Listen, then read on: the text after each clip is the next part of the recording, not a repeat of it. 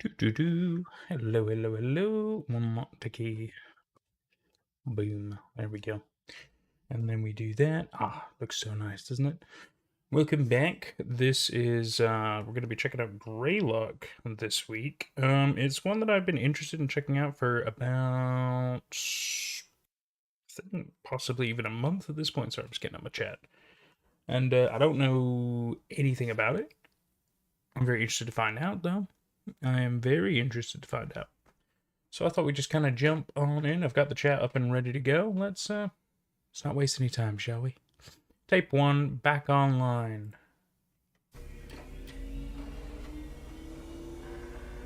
Primary systems online. Meeting sequence complete. Emergency shutdown protocols disengaged. System was offline for time code 0106. Contact technician for assistance. Cody, we'll get to you in a minute. But yeah, I was excited to see this one. USA Enhanced Access Operations. Please enter your clearance credentials. Error. These credentials are not recognized. Clearance credential requirement overridden. Administrator privileges granted. Welcome back, unknown user ID. What would you like to do? Accessing archival storage form, GBA. Somebody logging into a system. Data extraction initiated. Data extraction, 10% complete. They're trying to extract information from archives of a system. Data extraction, 40% complete. What was with the CCTV weird cameras? 80% complete. Data extraction complete. All data extracted to error, no. That was a quick transition. I don't fully understand what was going on in the first one.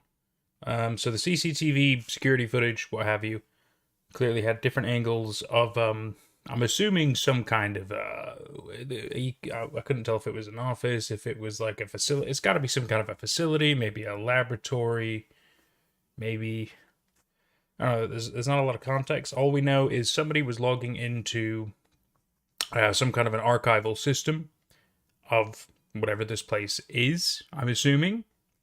Probably in the place itself.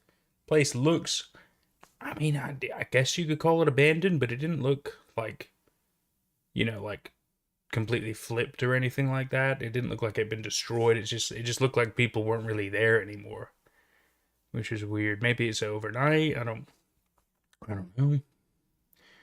But they were extracting information from these archives. And that much we understand.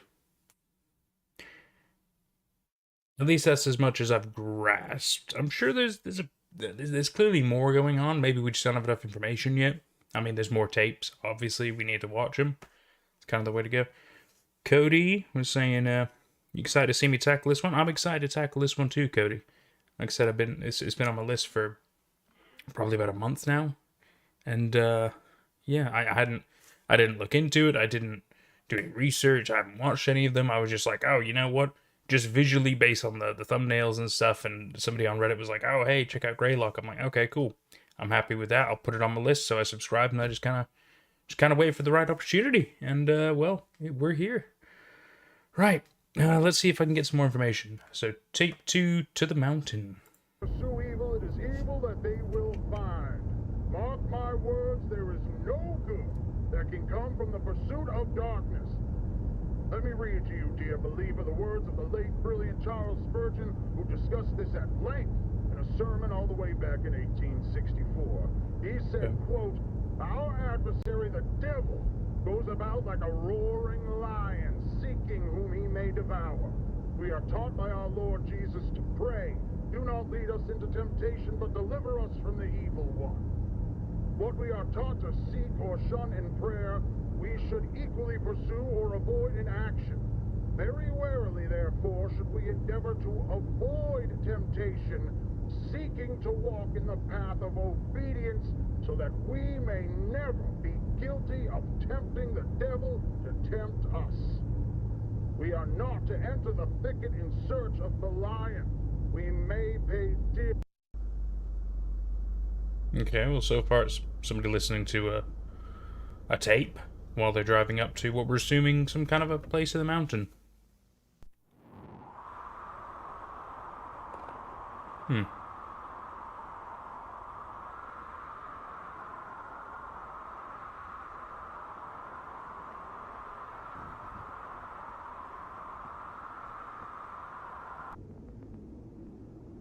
Ooh, blood in the snow. Could be wildlife, could be anything, you know?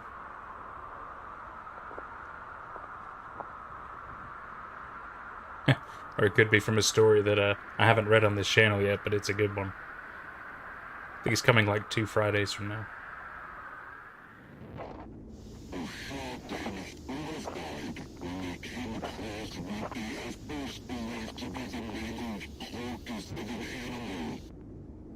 It's like a distorted continuation of the tape, it sounds.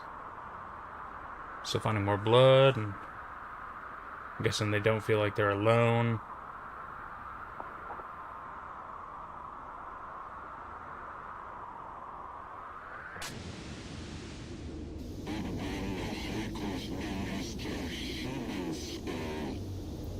Let's go.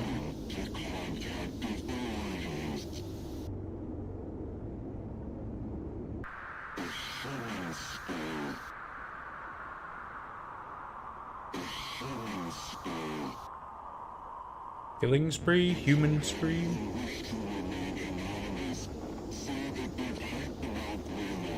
Will it help? GREYLOCK.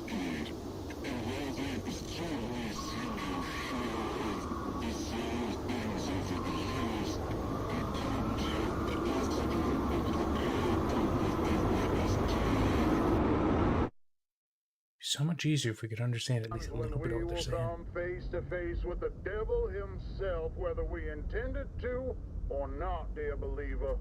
We are drawn to him by our own hearts.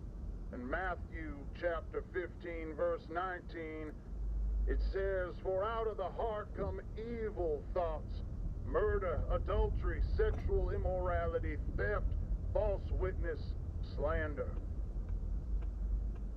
There is a shadow nested deep, deep within our hearts, within our minds, in a place most people don't even know exists within themselves. The devil is going to be something. those depths, dear believer. Go. And though you may tremble before the beast, you should make it easier on yourself and accept what it is that he bestows upon you.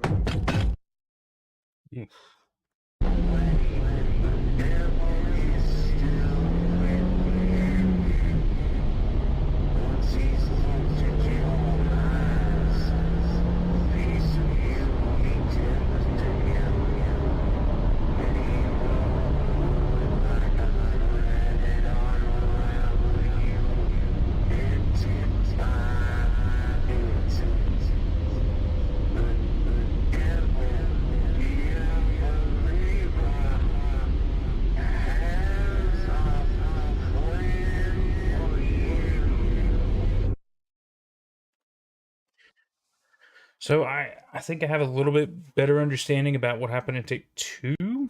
So obviously somebody went to this specific place in the woods in some kind of mountain area, and they were trying to find something. And clearly they did find it, whatever this kind of gray rectangular box thing on the tree was. It's weird that it appeared in one version of the footage and not in the other. I wonder if there's like a reasoning for that.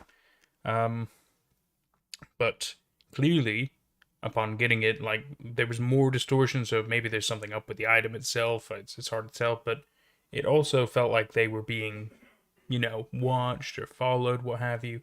And clearly at one point, when they're in the car messing with the floodlights, the high beams, they were trying to find, they're trying to really see if anything was there. But the thing is, clearly they couldn't see it because it got the drop on them and maybe jumped on the car, for example. And then there was an even heavier distortion kind of at the end where they were getting away. Maybe they got caught. maybe something bad has happened. It's hard to say exactly. Interesting.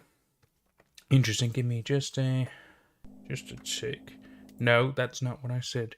Give me just a sec. I need to modify a setting. That is not what I clicked. Silly thing.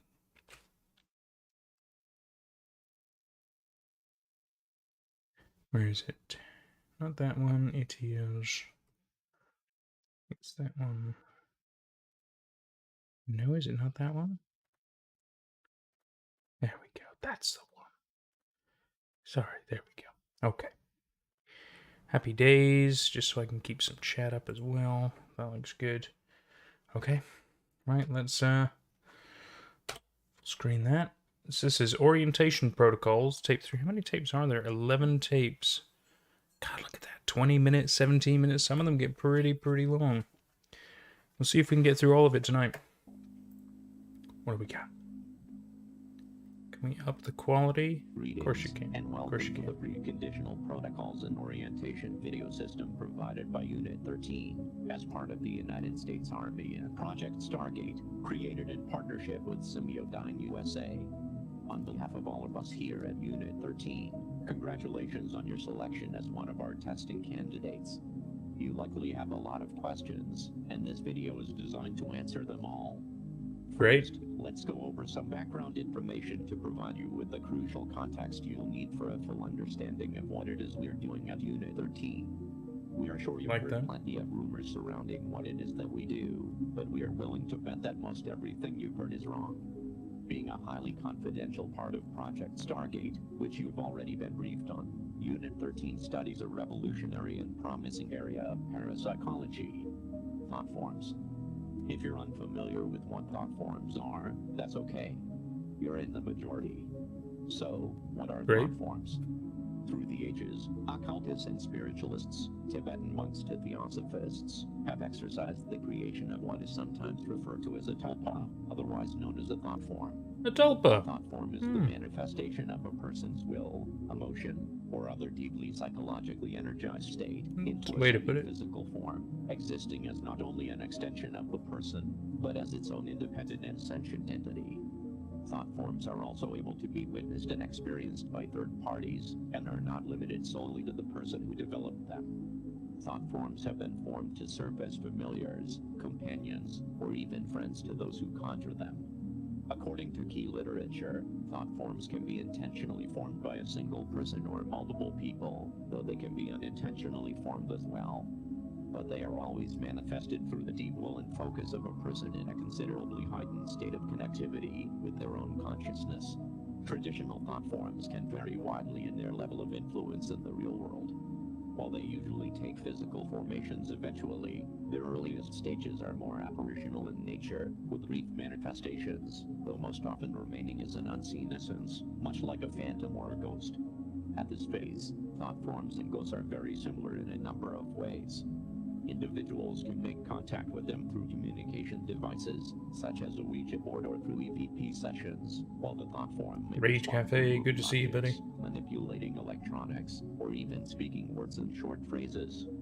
Due to their striking similarities, a current theory established by Unit 13 suggests that what we know as ghosts may not be as common as we once believed. Rather than a deceased person's energy being left behind after death, it's possible, and indeed likely, that these paranormal entities are actually thought forms that are unintentionally created by those individuals that the deceased has left behind, who spend inordinate amounts of time in deeply emotional states, where their mental capacity is largely occupied by a powerful focus on the departed individual. In other words, as these are the ideal conditions from which thought forms are born, people may very well create their own ghosts and hauntings. However, as more time and energy is invested into the development of the thought form, they begin to harness more influence on their environment, until eventually exhibiting a semi-permanent physical appearance, and, in due course, becoming as tangible as a living creature.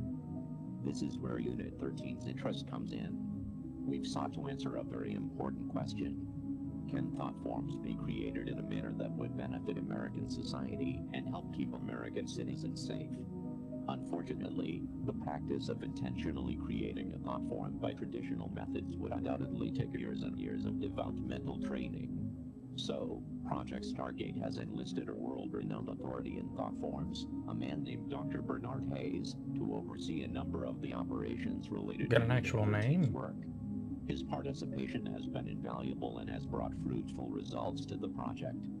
Due to Unit 13 and Semiodyne USA's combined efforts, bringing together some of the most prestigious minds in the world, specializing in the sciences of the human consciousness, with cutting-edge technology and engineering methods, we've created a groundbreaking, proprietary invention.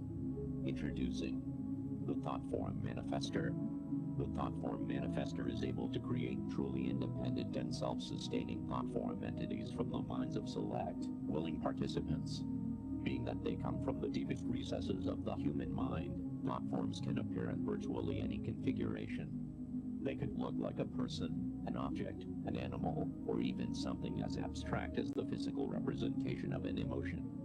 That being said, it's recommended to brace yourself before touring the thought form chambers, as thought forms can also take on appearances that could be considered disturbing, like a creature one might see in a childhood nightmare. There's no reason to be afraid, however. All thought forms are docile by nature, and while they may look or behave in a frightening manner, and though they are capable of making physical contact, they pose no threat to humans. Once your session in the Thought Form Manifester is completed, your thought form will be securely transported directly into a containment chamber. Thought forms are unable to pass through the barrier around their characters and will not be capable of causing you any issues. There are some very rare potential side effects that may result from your session. These side effects include increased tiredness, loss of balance, dizziness, insomnia, vomiting, episodes of temporary amnesia, and mild hallucinations. These side effects, if present, will clear up within 72 hours of your session, and are simply signs of your brain recalibrating to the real world. It is recommended you refrain from driving or operating heavy machinery for 72 hours after your session, even if you experience no side effects. None of these side effects should cause you any harm or overt stress, and former testing candidates who have experienced these side effects reported that they were very mild and merely a transient inconvenience. With all that out of the way, we are looking forward to your participation with Unit 13, and your time in the Thought Form Manifester has been scheduled. However, there are several required mind exercises as a part of this video system that must be completed prior to your scheduled date in order to prime your consciousness and ensure the highest quality results. Please enter the video cassette labeled TF2, Waking Your Subconscious, now. This is the end of this tape.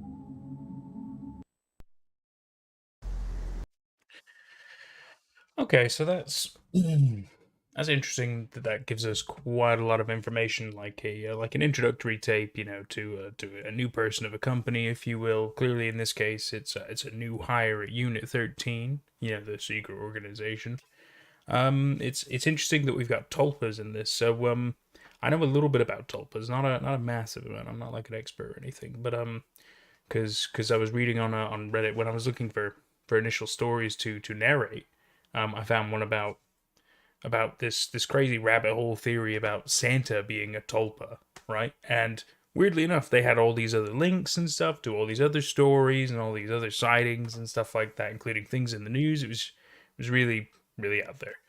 But yes, that's interesting. So thought forms / tulpas, and obviously this, the government's trying to figure out, can we make that more beneficial? Can we maybe use it to our advantage, to be able to manifest something to potentially do things for us? Clearly that's the end goal here. They want to be able to make up something, anything, life form, what have you, that they can exploit for clearly their own gain. That's I mean, it's cut and dry right there. It makes a lot of sense. They've made these amplification devices which, whoever sits in the chair, they have a far stronger connection to actually make one of these things actually far more real, and then they keep them caged. I mean, yeah, I see what's going on. Interesting. Oh, very interesting. Let's see. Tape number 4, Unexpected Visitors.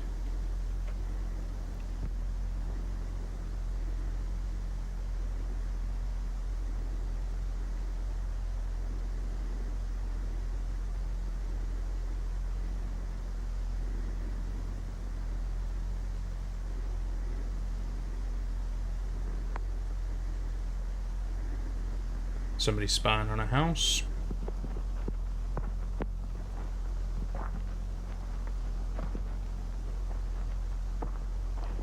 Toiwa, hello. Welcome to the stream. How you doing?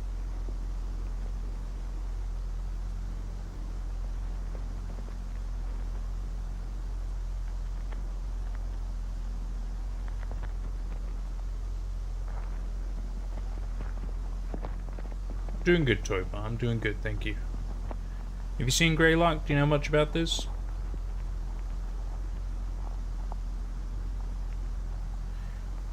Are they looking for someone, or maybe this is their house and they're trying to see if somebody was already inside?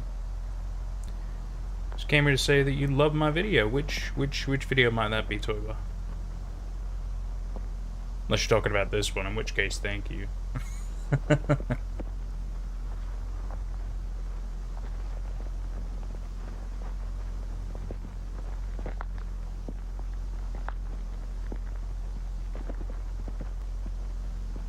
Ah, the doppelganger one. That's a really, really good one. I had a lot of fun reading that one. Thank you. Thank you very much. It's very kind of you to say.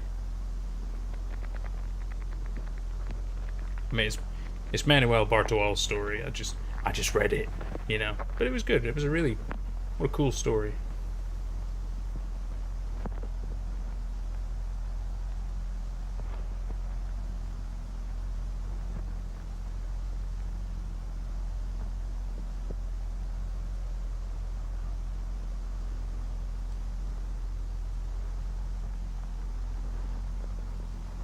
Very calming voice for the cell. So sorry, that's very kind. Thank you, Toiwa. I do try.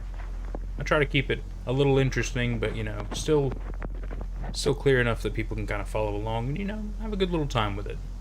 Make things a little less scary, right?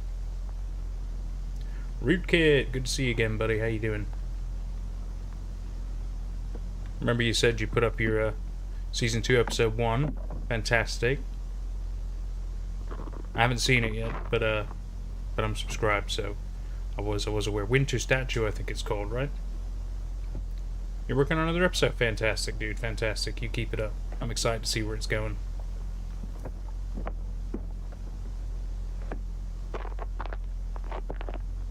So this dude is definitely breaking into this house. But why? That's very kind, Tova. Thank you. Thank you very much for your support. I do it for people who enjoy it like you. And because some stuff's really cool to cover. I was waiting for new vids every Monday, Wednesday, Friday. And then Saturday we do little chill streams like this. Sometimes with scary games.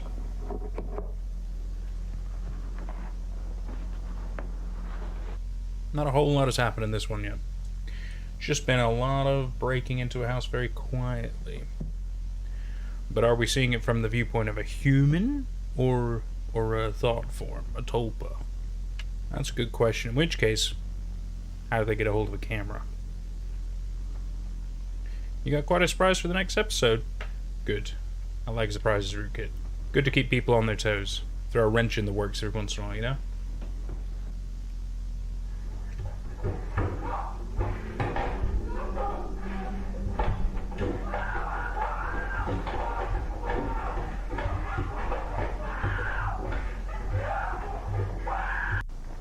I think we were in the wrong house.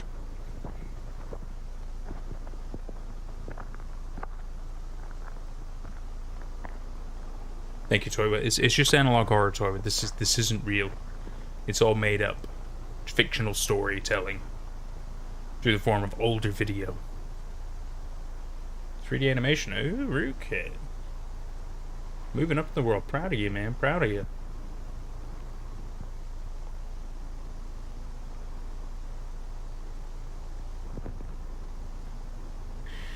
So broke into the house. I'd like to thank my producer. Hey, Max Headroom. My writers, my director, my friends, and you, the ordinary PP people who made. Or I guess the puppet he was based on, anyway. Premieres after moonlighting tomorrow. That was creepy. Was Max Headroom back in the day? Not that I watched it We actually when I was interrupt like our a current kid. program at the request of the Massachusetts State Police. This is the Massachusetts. emergency broadcast system. This is not a test. All normal broadcasting has been discontinued during the emergency.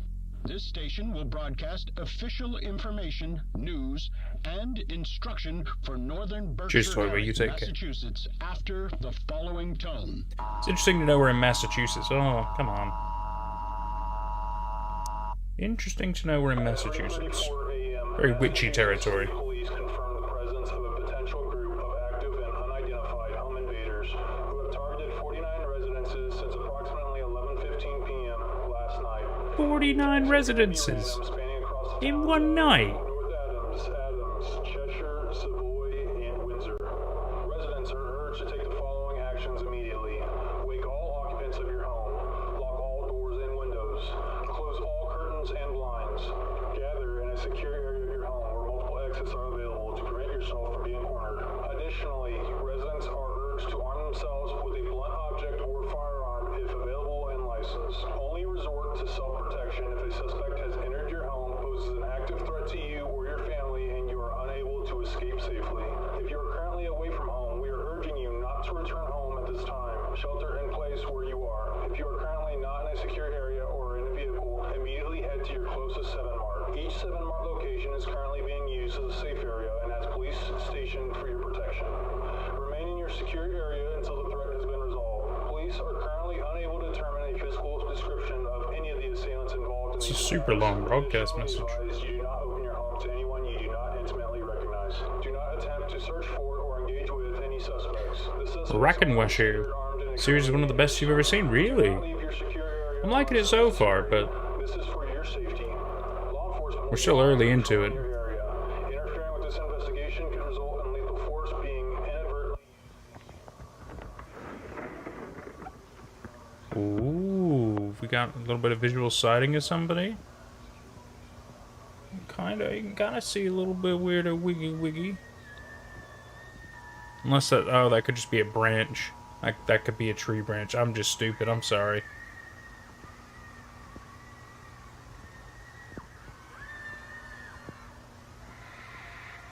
That doesn't sound like home invasions.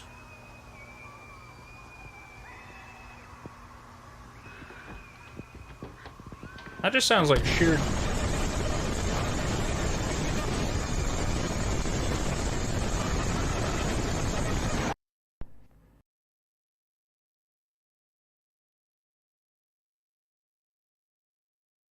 Got goosebumps now, Jesus Christ. Oh. Tanaki TV, now you know he's dead. Yeah, that dude, I think he's dead, like probably a lot of those other people. So it's interesting that obviously in that one it started talking about, oh, it's just home intruders or invader, whatever. But it's clear they're not just like coming into houses and robbing the place, you know. Clearly it sounds like they're coming into these houses and they're killing the people. And in the broadcast message, he said that 49 residences have been hit in one night. In one night. Since he said, like, I think 11:49 p.m. the previous day. So just that's crazy. 49 houses. I mean, how many home intruders are there? You know what I mean? In which case, these must all be part of the thought form tulpas that have clearly broken out of Unit 13 facility and gone on some kind of a rampage. But it's weird. I mean, we're getting like bits and pieces of story. It's a I can't really tell how big or how long the story is, or you know, I understand parts of stuff that's going on. I'm not understanding a lot of like connections or anything yet, but it's good. It's good because we are still getting bits and pieces. What are you saying, Tanaki? You haven't fully looked into the series, but have they revealed any reason for the killings? Yeah, that's what I was just wondering. Or is it just spooky, scary killing spree right now?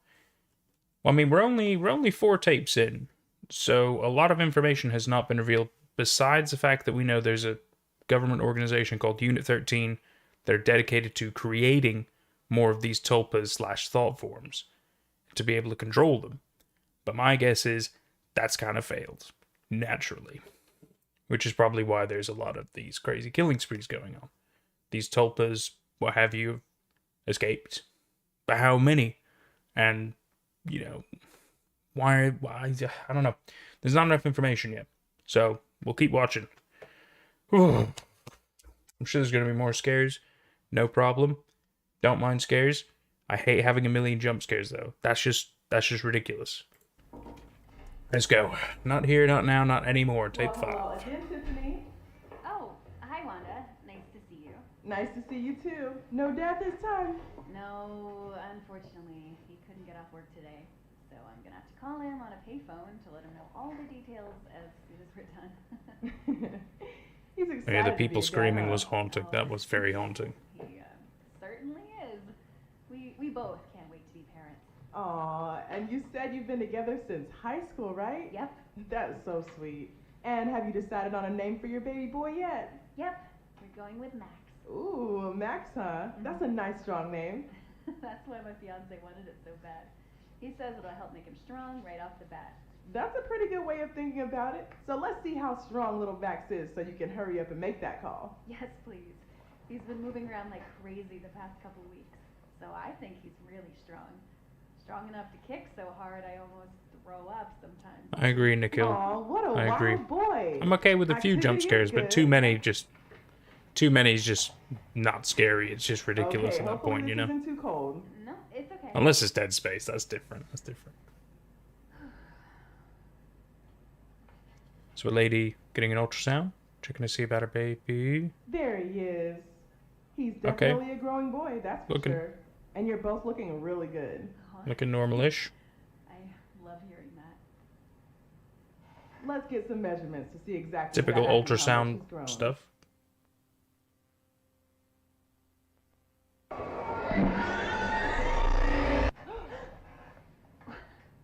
What was that? I don't Baby's know. gone. I've never seen that before. What? Maybe something to do with the power. Is the baby gone? Okay. Why do you do that? This It's in the, is a bit strange. What? What's strange? Nothing to worry about or anything. Just having some trouble finding the baby all of a sudden. Maybe the machine messed up? Possibly. But I can still see everything else. It's just not picking up the baby for some reason. That's horrifying. Has this ever happened before?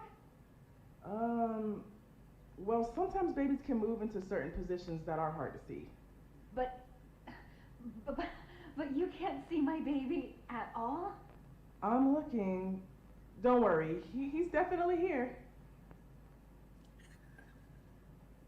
So nice of her to lie. God, that is You know that what? is uncomfortable, Why don't we just see if dude. we can borrow another machine, okay? There has to be something wrong with this one. I'll That be is right so back. strange. Okay. That is so strange. So some weird distortion happened and the baby disappeared from her womb. What are you talking about? No. What's happening? The baby doesn't know why? That makes no sense. I know. Is it happening?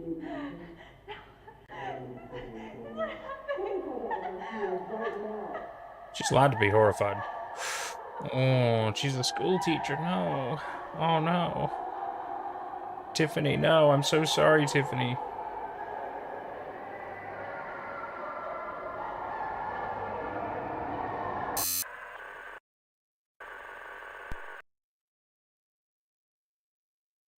That was good. That was really good. It was such a simple, crazy idea. The fact that, you know, whatever how would you do that? How would you steal a baby from the womb? That's crazy. Wonder if it had something to do with the electronics, you know? Something to do with the ultrasound machine. Maybe somehow they were able to corrupt it in a way. I don't know. I don't know how you would do that. That's crazy. That's crazy. That was horrifying. So excellent. Right, sorry, let's read some of this chat. Tanaki says, I haven't fully looked into the series. Oh no, we've done that. Analog horror to me has always been more about building and holding that tension without the release of a jump scare. Yeah, see, I mean, like I said, for me, good horror is all about, it's you gotta have a good balance. It's gotta be the level of the dread, the tension, the build-up moments. The atmosphere's gotta be good, you know. But obviously you can't do it 100% all the time. You gotta, like, have the levels. You gotta get it right. A jump scare here and there, I think that's fine. I think there's nothing wrong with that. It's when people hit you with like constant jump scares or cheap ones and shit. If it's like mostly that, you're like, it's not really scary. It's just jump scares. I mean, that might as well be its own category. You know what I mean? It's just like it kind of takes away. It really takes away. It's more about the horror of dread than unexpected scary confrontation. Yep, 100% agree. That's a big part of it, you know. Then you all said, I guess not in the womb is a pretty hard position to see in an ultrasound. Yeah.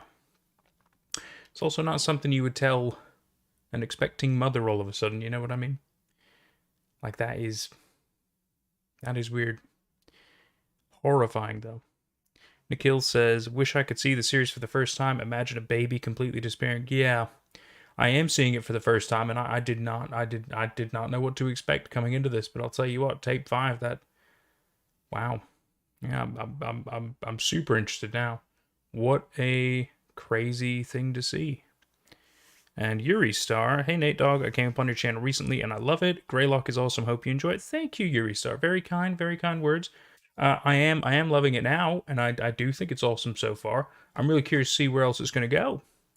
I'm really curious to see where it's going to go. Local 58, for example. Dude, great shout out. Local 58, that's a really good one. Gemini Home Entertainment, also a good call. You don't think singular regular jump scare? Yeah, I think you're right. It might have like a jump scare too from what I kind of remember, but they're not really proper jumpy scares. Like it's like, oh, it's just unsettling. You know what I mean? Local 58 was great. Absolutely, totally understood what analog horror was supposed to be. Maybe a few sudden loud sounds, but Chris Straub absolutely played it more into the built-up horror than sudden things jumping out. Dude, yeah, he nailed it. 100% nailed it. Oh, what you got, Yuri Star? Have you seen anything by Vintage 8? Funny that. I've been subscribed to Vintage 8 for quite some time. I haven't watched their stuff yet, but I have been subscribed, and they've been putting out quite regular stuff, so I am excited. We could probably look into that one next week, depending on how long this goes on for anyway. Tangy Virus or Oracle Project. I don't know anything about Tangy Virus or Oracle Project, but I will add them to the list. That's good to know. Because, yeah, once a week, I'm happy to kind of sit here. We'll all have a nice little chat. We'll watch some stuff. We'll discuss some things. I think that's just fun.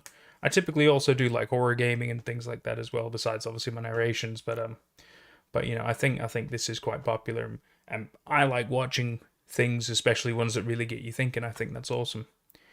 Nickel, oh, what are you saying? Local 58 is an absolute classic. One of the first to do analog horror. You should also check out Vita Cardis. Ooh, Vita Cardis. That's the weird meaty one, isn't it? Yeah. Like the meaty wildlife and stuff. Makes me think of Mystery Flesh Pit. Really good call out there, Nickel. Really good car. Yeah, Vita Cardis is amazing. I did really like it. I did really like it. I don't remember if it ended. I think it did go, or it kind of just stopped, or there was enough videos and stuff, because I think at one point there was like a moon or something. I don't know. I don't fully remember off the top of my head, but I remember crazy, weird wildlife and everything. Like I said, made me definitely think of Mystery Flesh Pit stuff, which is great. Really great. Analog horror analysis style content will be pretty interesting, I think. Kind of like what Wow Man does, if you've heard of them. I have not, but you know, that's just because I haven't really looked too hard into the analog horror space. I've seen some of them. I've seen Local 58. I've seen Gemini Home Entertainment. I'm sure there's a couple of others. Some of the older ones, like, I don't really remember off the top of my head. Woman is amazing too. I think you mean Wow Man, but yeah. Women are amazing too. You are right, Nicole. And I'm sure Wow Man is great too. I'm sure Wow Man is great. I don't know anything about Wow Man, but that's not their fault. That's my fault. Anyway, should we jump into another tape? Sleeping Dogs, number 6. Let's do it. Humanity has fought tirelessly past through a great many trials. So this is that same guy who I think established Unit 13. Countless men withered away and dying in pursuit of, leaving their towers of work behind, to be climbed by coming generations. Higher and higher they ascend, so that we will at last reach the one called God. And there, on his apex of infinite knowledge and power, we will approach and look him in the eye. A lot of connections to God. Thank you for that.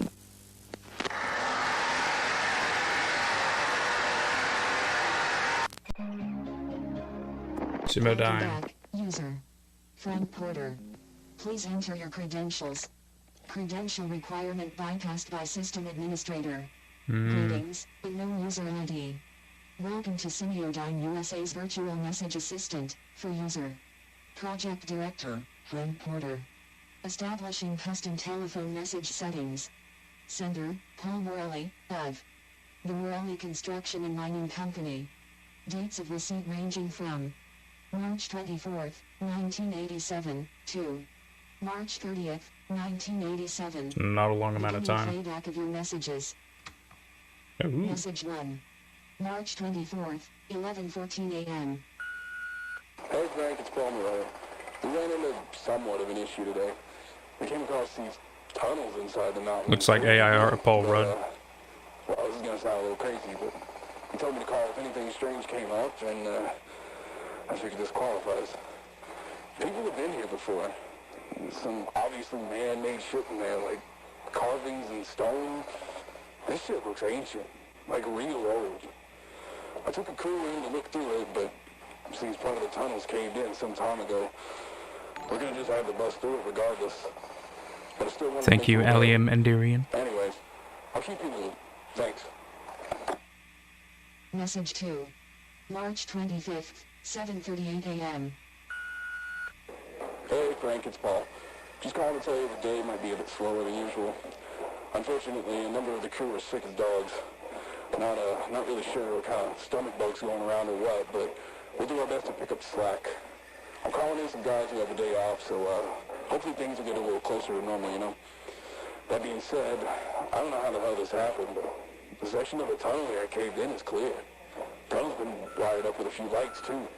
Wanted to see if maybe you sent someone in while we were off shift. Interesting. Night crew said you didn't, but, I didn't see anybody else either, so... But a few of the guys said they'd seen something running around in the woods surrounding the site. I figured it's probably a deer or whatever, but seeing all the ruckus we're making out here, But they all insisted it was something else. Something like a real tall man. Might just be some environmentalist moron trying to cause some shit, but... I'm not going to say Slender Man, but... I told him to keep focused on the project. For safety's sake, we're going to avoid the tunnel until I hear back from you. All right, bye now. Bye, Message 3. March 25th, 4:56 p.m. Ah, so later that same day. It's Paul again. The guy you sent out to take photos just left, but, well, he seemed totally fine when he got here, but we practically had to carry him back to his car when he was done. I don't know if he caught whatever's going around, but figured you should know. Also, we found some really old shit down there, Frank. Now, I ain't no historian, but we got a guy on the crew who used to do archaeology work or whatever, and I don't know. But I guess there's some old artifacts down there, like weapons, and trinkets, and whatever. I'll have him draft up a report for you and send it your way, because I feel like he'd be interested, and he can explain all this shit better than I could anyways.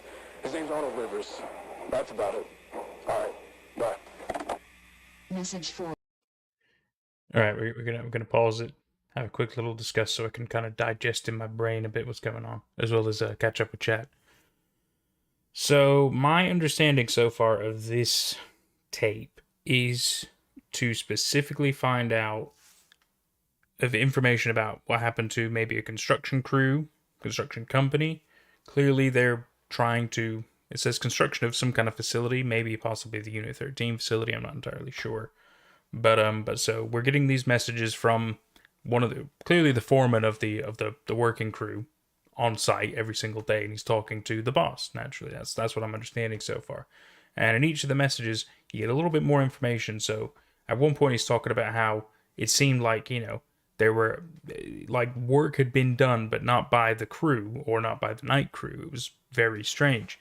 And then you've got obviously a lot of the workers are saying, oh, well, we think there's somebody out there, some kind of a tall man, or it's like they're seeing something that may or may not actually be there. I mean, probably one of the tulpas and stuff like that.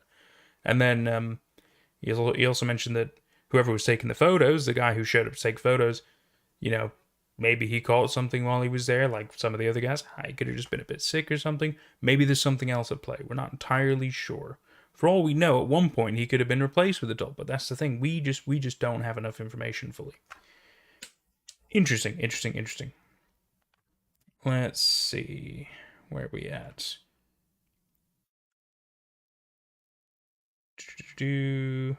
Analog horror film called Radar that is sort of an undertone about loss. It's pretty good if I want to watch that as well. I need to have like a notepad and pen here just so I can write everything down. I suppose I should be using my phone for that, but that's where my chat is. You know what? I will have access to the chat afterwards, so actually I can make a nice little list of everything on my, because I use like Google Tasks and stuff like that to help me keep track of everything I'm supposed to be doing. So thankfully, I could just go through the chat log and I can pop all these in there and kind of figure out what the next things will be. And then every Sunday on my YouTube, I'll put up a post about what's coming in the week anyway, and that way you can find out what thing we're going to be watching on the Saturday. So that'd be really good. Really good way to do it. Let's see. Nickel, yeah, Wow Man and Woman are amazing, but autocorrect is not. Yeah, it can be kind of shit. I agree with you. Notice a few times in analog digital horror where humans try to play God or create life and ends up going wrong for them. Yeah, that does happen a lot, but not even just in analog and digital horror. I mean, that happens in especially religious things or religious undertone kind of things. You're right. You're totally right. It tends to go wrong. There's not many where it goes right. And then even if it does go right, it ends up becoming more of a dystopia than a utopia, and then there's like a, oh my god, we were so wrong to do all this, and blah, blah, blah, and things go awry, yeah. You're totally right about that. Like the Mystery Flesh Pit and Simodine both messing up. Yeah. Mystery Flesh Pit's just a whole different kind of can of worms as well, isn't it? You love this entire sequence in the series. I'm liking it so far, Nickel. I'm curious to see where else. I mean, there's 9 messages? So it's interesting to kind of see, especially because this is like in the span of like a week. So they've had a lot of activity in a week. In 1987. Let's see what the next few messages are. March 26th, 1:03 p.m. 1:03 p.m. Frank, something ain't right here. Ooh. Crew's getting worse, more sick. I feel okay so far, but I don't know how long that's gonna last. I saw that thing the guys have been talking about. Oh, the tall man? Night, stalking around in the tree line. I swear it had a face. Anyways, just call me back as soon as you can, Frank. I get the feeling we're going to see a picture of Message 5. it. Horrifying. March 27th, 12:10 p.m. All our food is rotten, totally spoiled and covered in maggots. It was perfectly fine and stored. There wasn't any problems with the generator, even if we lost power. I mean, it's the end of March. All our food looks like it's been left out in the heat for weeks. No idea what's going on. Please call me back. Message 6. March 27th, 4:02 p.m. It's Paul. We saw it again. Something out here with us. It's in the woods. And it's watching us, goddammit. It ain't no animal either. Who are you guys gonna put up those fancy hunting cameras and see if we can catch anything? Maybe fucking with us. We're gonna see his face, aren't we? It's gonna be great. It's gonna be horrifying. Anyways, I just... Oh, here we go. Oh, he's recording, so it's not just like the picture kind of motion cam. Message 7. Date and time unavailable. Message 11:59 p.m., so nearly midnight. Motion detected.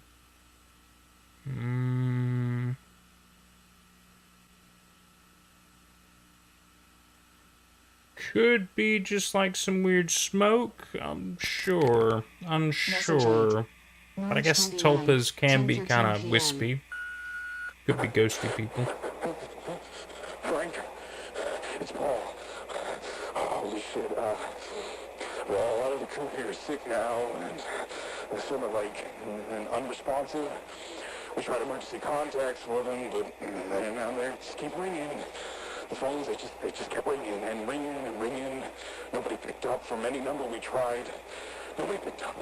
No answer machines either. Made a call to the hospital, and same thing. Just ringing. Just tried 911, still nothing.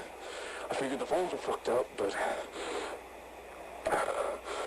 the machine actually picked up. I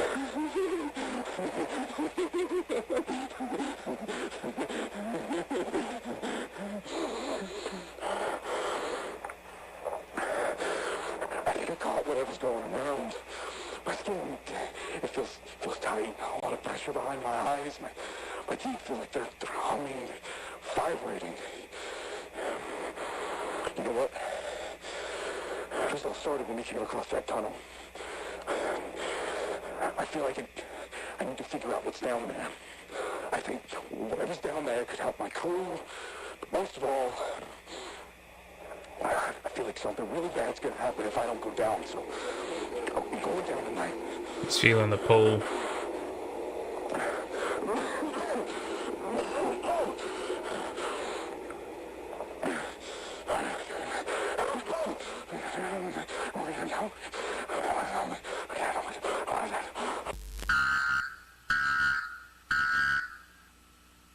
Motion detected at midnight. Is it going to be more wispy or is it going to be something creepy weird? I don't know, man. A little nervous now. Oh, it's more wispy. Oh, is it just wispy? Oh, that was a bit more tangible. That thought form was made real. That thought form was made real. Why does it say gameplay? What? Intro, gameplay, outro. Interesting. Sorry, let me catch up on my chat. Let's see where we at. Still think it was hilarious that they chose to turn a giant living flesh pit into a tourist trap. Yeah, but money though, you know? They like money. But yeah, no, it's totally fucking weird. The whole idea of Mystery Flesh Pit was just crazy. Absolutely crazy. But yeah, I love it. I love the craziness of Mystery Flesh Pit. I mean, it's so strange. It's so bizarre. You know? And then acted shock when it all went to hell and people died. Yeah. It kind of just like had a weird contraction thing, and then a lot of people started dying, and then it kind of, I mean, I wouldn't say it began digesting people. Weirdly, that didn't happen. But there was like a shift. The creature, monster thing, whatever, shifted in a way. And a lot of people died and they had to shut down the park. That's essentially the gist of it.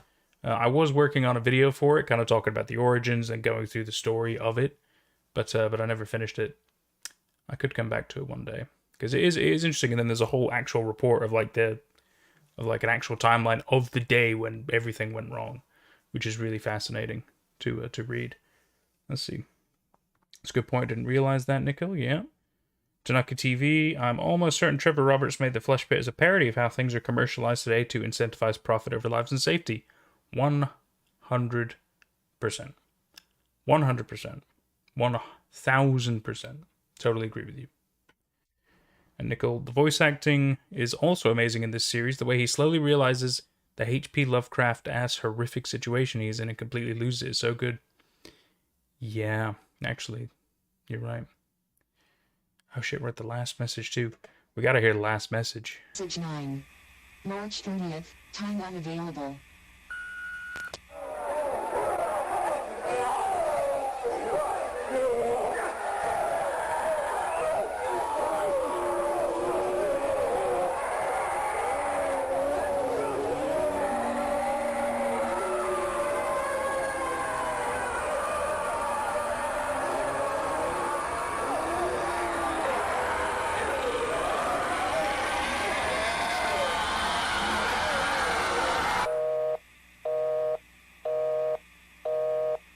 This is the end of your messages. Great. Oh, it's not done. Of course it's not done.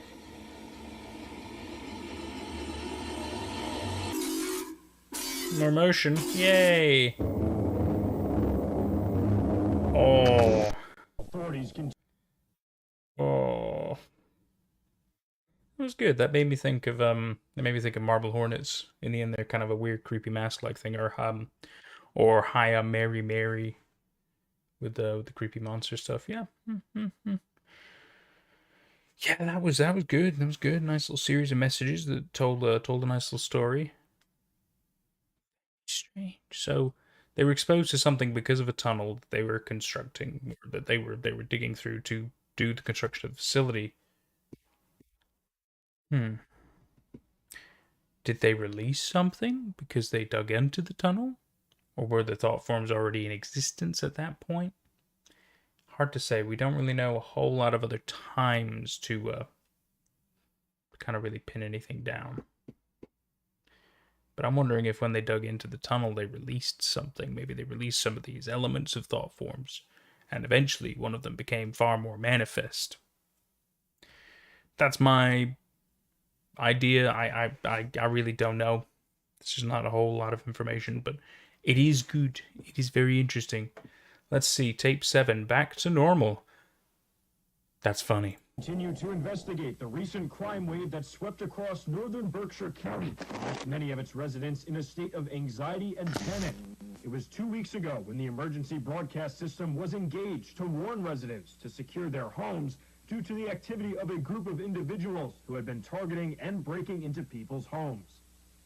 Authorities have since confirmed that the attacks were, in fact, part of an organized criminal effort and have been attributed to a local anti-American militia group operating out of western Massachusetts called... Police have made numerous arrests in connection to militia, and officials continue to release statements to assure the public that they are safe once again. We've seen a lot of credible information over the past couple of weeks, and the investigation's still ongoing. We're getting closer by the day. Thankfully, due to the continued efforts of law enforcement, life has been able to return back to normal. Back to normal.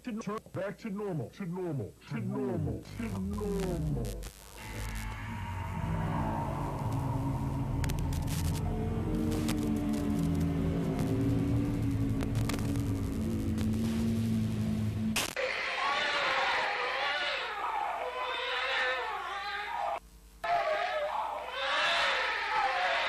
Back to normal for residents of Berkshire County.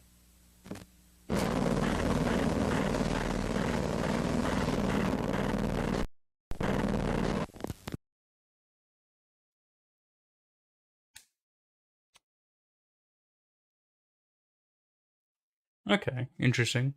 So obviously a news report talking about the recent break-ins, the crime spree, which seems tied to some kind of a quote-unquote militia, we'll call them, just because that's the word you could make out. Everything else was cut off, as you could tell.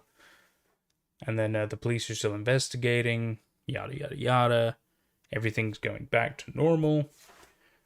But then they showed you call it a Siamese twin baby, but obviously I wonder if that is the baby that was taken from Tiffany and clearly was able to continue its process to become a real, but clearly more morphed to form. I don't know. It's very strange. It's very strange, and it makes me feel really weird, very uncomfortable. But damn, is it good. Damn, is it good. Right, I think we got tape 8 and tape 9, so it's 17-minute and then I think a 20-minute video. Man. Just trying to think if I need something to kind of perk me back up a little bit. Like a Red Bull or something.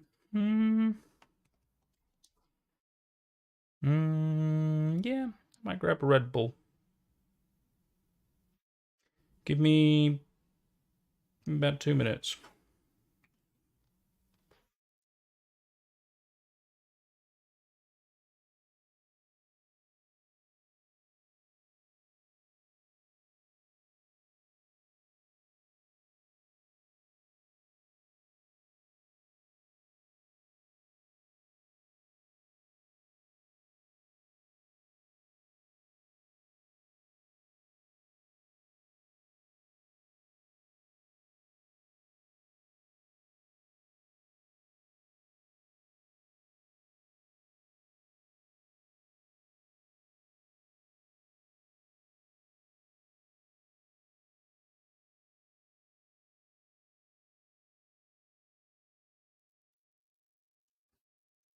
Oh. Yeah.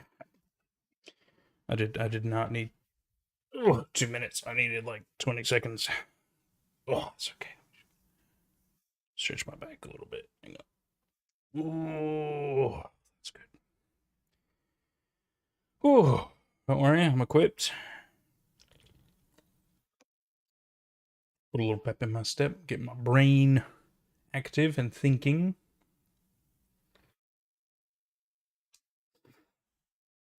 Alright. It was 17-minute long and then a 20-minute long video. But then that's all of GREYLOCK up to this point. I think so. This is a playlist, so it's gotta be, right? Unless they've done what I've done where I forget to put things in a playlist. That's because I'm just sometimes stupid. Anyway, let's jump in. Tape number 8. Old Odd Ends. Well, that broadcast went completely tits up, didn't it? I've been getting chewed out by our asshole CIA liaison for the past 2 hours. What the fuck happened? We're looking into it, sir, but we experienced no issues with the broadcast on our end, so our engineers believe that the signal was hijacked before even reaching the transmitter, but once we started receiving phone calls from viewers, we switched to a backup transmitter. But by then, the hijacker had already said everything they wanted to say, hadn't they? Yes, sir. What a complete fuck up. They made us look like a fucking joke. And during our most popular show. Speaking of which, Doc, the news. Where the fuck is he? I cannot get hold of him, and he needs to get in here and read a statement to help clean up this fucking mess. Well, we've been trying to reach him. We've called him multiple times. We've tried his pager. We've asked around to see if anyone's heard from him, but nothing. Right now we've got Gerald standing in for him tonight if Don doesn't show. You've been to his house? Well, no. I just thought that maybe he'd be upset if I did that. So. Get in your fucking car and go to his fucking house.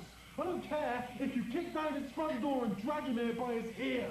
You bring him into the studio. Do you understand? Yes, Mr. Rosenbaum. Of course, I'll do that right now. There's some real powerful people depending on us right now. They need us to manage the response to these events, to let the public know what's going on, and the last thing we need is it going wider than it already fucking has. So do what you need to do, or I'm going to replace you with some producers who actually know how to produce a fucking show. Sorry, the file you are trying to access has been destroyed and can no longer be executed or retrieved. Aww. Please choose another file. Oh. Sorry. It said I'll take your file and trying to destroy or trying. Sorry. Warning. Anomalous file detected. This file Samantha woman looks like Miki Mutsubara. Are you sure you wish to proceed? I could see that. Opening I could see that. File. Arnold Rivers personal. So all these tapes are still part of the first video that we saw. Eugene Rivers. The date is April 8th, 1987. Arnold Rivers. Past 9 at night. I was involved in the Morelli construction project at Mount GREYLOCK. I was hired due to my background in anthropology and archaeology. But he was a little upset, yeah. Just a bit. Sites. Paul Morelli took me on after securing a government contract for the GREYLOCK project. I'm recording this because I believe my life is in danger. Probably is. I likely don't have a lot of time left. Named people are always in Some danger. kind of record of my findings. I'm glad he kept his cool March though. 24th, our crew came You too. across tunnels in the mountain that held a multitude of ancient markings and artifacts. On March 25th, Paul cleared the interior of the mountain and asked me, accompanied by a small crew, to look through the tunnels and record notes on what I was able to recognize. I was then to report to one of the project directors, named Frank Porter, to offer my perspective on our findings. I kept this to myself at the time, but what we discovered in that mountain was not normal. Exciting. Not only did I see the impact it was having on the crew, but certain aspects of my findings did not make any sense. Many of the artifacts were pre-colonial. Some were from Native American tribes, but there were other artifacts, some Mesoamerican, and others were shockingly Clovis in nature. Finding Clovis artifacts here means that people have been coming to Mount GREYLOCK since at least 11,000 BCE. Not Clovis Spray then. Cool. Cool. There are artifacts I found that could potentially be from even earlier Paleo-American cultures that we have yet to even begin studying. Then There were artifacts and writings left by the cultures that were pre-Columbian in nature. Transoceanic contacts prior to Columbus reaching the Americas has always been largely a theory, but the artifacts in this mountain, they prove it. Ancient Chinese, Arabic, Indian, Roman, Spanish, Viking, even ancient Greek and Egyptian are findings that they alone would change world history as we know it today. I'll admit, the anthropologist in me was thrilled. I couldn't believe what I was seeing. I figured it had to be a hoax, but I'm confident that it's all authentic. But my excitement was soon replaced with a looming fear and anxiety. How could such a place be so important to so many cultures for so long? There must be something immense here. Whatever it was, well, that's why I left the project. The tunnels all connected to a series of chambers deep into the interior of the mountain. That's where a majority of the relics were found.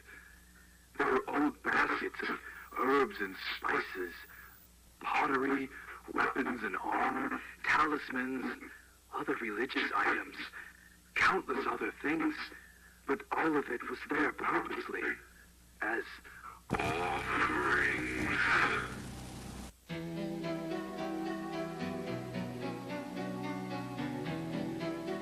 More stuff about the moon. We love it. Night hiking episode 13, Mount Greylock. Awesome. It was billions of years ago, when our planet was still mostly fire and rock, that a Mars-sized planet that had been drifting through our solar system collided directly with the Earth. The impact was so powerful and violent that the rogue planet was blown into countless pieces of debris. This debris collected to form our moon. Many of the pieces of the unknown planet remain inside the Earth to this day.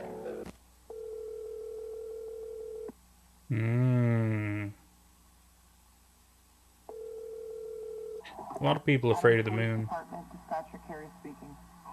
Yes, I'm calling to report a break-in at my coworker's house. What is your name, sir? My name is Liam Hollander.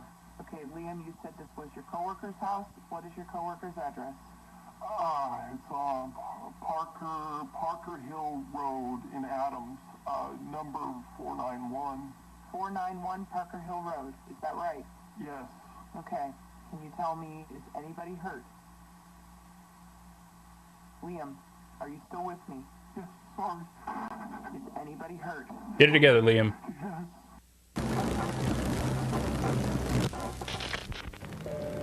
Oh, he's downright dead.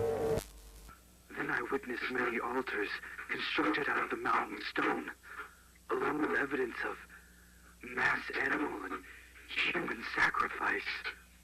And the carvings in the walls of these sacrificial chambers, I couldn't recognize a single familiar symbol. And it made me sick to even look at them. Let me be clear. I am not, nor have I ever been, a religious man. But there's something in that mountain.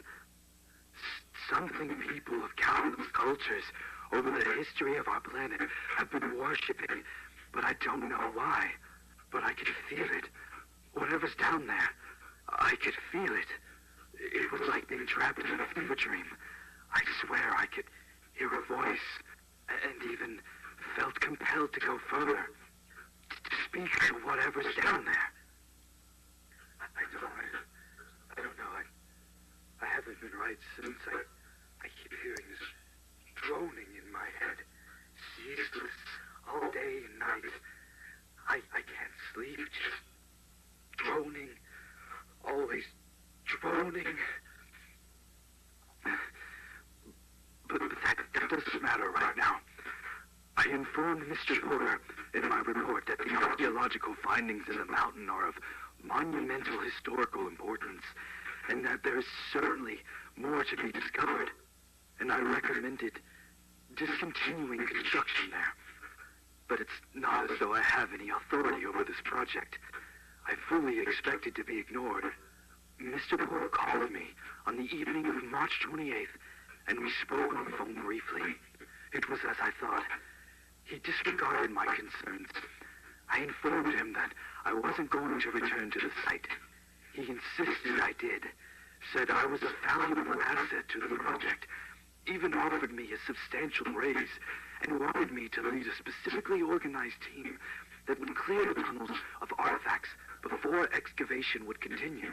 I, quote-unquote, could be responsible for the biggest historical finding of all time, he said. I refused again. I won't put a price on my sanity or my health, especially after seeing what was happening to the crew. Now loading. Morale GREYLOCK event, Group C, Survivor data. Profile for patient B3590. Rockford, Thomas. Malformations. Notes. Communicative. Patient prone to spontaneous violent outbursts. Treatment of heavy sedation recommended. Only communicate while patient is restrained or via intercom. Now loading. Profile for patient B9231. Washington, Samuel. Malformations. Notes. Communicative. Patient suffers from constant state of severe paranoia and delusions, resulting in unpredictable violent outbursts. Standard treatment ineffective. High-dose xylazine is recommended. Only communicate while patient is restrained or via intercom. Now loading. Profile for patient B6670. Herrera, Ramon. Malformations. Notes. Uncommunicative. Patient appears to be in catatonic state. Warning, patient may sit up very suddenly, without provocation, to projectile vomit at any staff in area. Patient's vomit is extremely corrosive and emits nerve gas. All treatments ineffective. Studies must be conducted with full anti-corrosive gear and air purifying respirator equipped on all staff involved. Now loading. Profile for patient B8816. Fleming, Charles. Malformations. Notes. Uncommunicative. Warning, patient will attack on sight. Do not interact. Immunity to pain. Patient exhibits cannibalistic tendencies. All treatments ineffective. Immediate euthanasia recommended. Now loading. Profile for patient B4041. Oakhurst, Scott. Malformations. Notes. Communicative. Communicate with caution. Warning, patient actively pretends to be benevolent and friendly. Strong homicidal and cannibalistic tendencies. Killed and partially consumed 6 staff members on April 6, 87. Patient laughed hysterically during the attack. All treatments ineffective. Immediate euthanasia or permanent restraint for further study recommended. Now loading. Profile for patient B7992. Kowalski, Edward. Malformations. Notes. Communicative. Hazardous. Warning, patient possesses inhuman power of suggestion and influence over others. Do not interact. All treatments ineffective.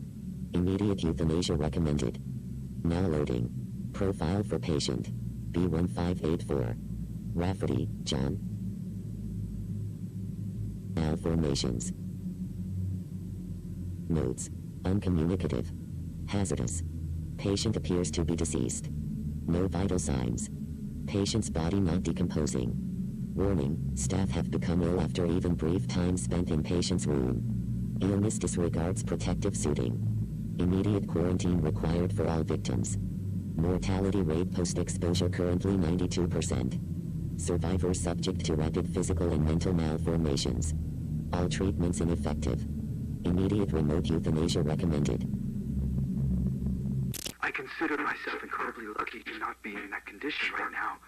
Oddly, he quickly accepted my second refusal, wished me luck in my future endeavors, but before I could say anything else, he'd hung up. But it seemed I'd made the right choice. I heard something awful happened up at Mount GREYLOCK, and then simultaneously, there are all of these things that have been happening around the mountain. The home invasions, the dead bodies that fell from the sky over Cheshire, the pregnancy phenomena, so many other unexplainable things. They all must be related, and I've been trying to figure out how. I've connected with a local investigator who's been trying to get to the bottom of this. I've shared with him everything I have, though I feel that I've been being watched. I feel a looming threat that I can't really explain. Would the government really send someone to kill me over this? I feel like I'm paranoid. Like I've lost some of my mind. But I came home from the grocery store the other day and my front door was unlocked. And I know I had locked it before I left. I scanned my entire house for traces of anything, but found nothing out of the ordinary. I even checked and replaced all of the light bulbs. Smart. Oh, God. Saying it out loud like this, it makes me realize how crazy I sound. I've always been a rational man. There's a logical explanation behind everything.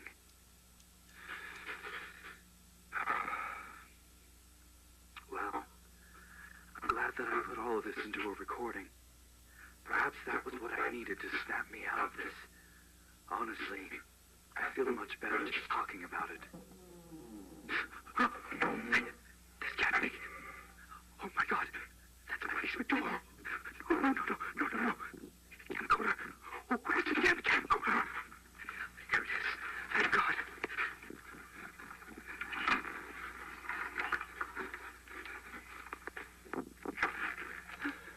We're gonna get some footage? Oh my God. They're here. I'm inside my bedroom closet. I'm going to keep the tape recorder running, and I'm hiding in here with my files. If something happens to me, and you find any tapes or files somehow, please bring it to the investigator, Jim Malcolm. Buddy is definitely done for. It goes for this video footage as well.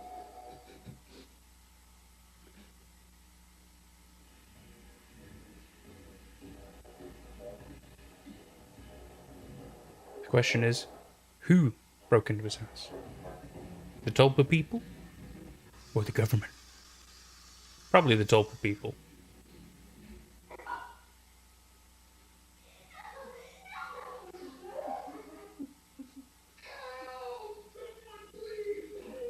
Don't you do it. That's how they get you. Don't you do it.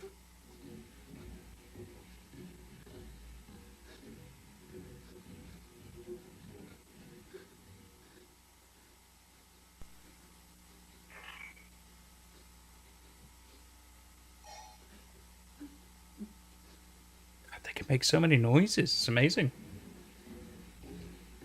That sounds like a... It sounds like a police walkie-talkie thing, you know? Yeah, I know it's not the police, but, you know, the noises they can make, that's convincing. I mean, we're smarter than that, though. It's gonna happen. Come on out, it's the police.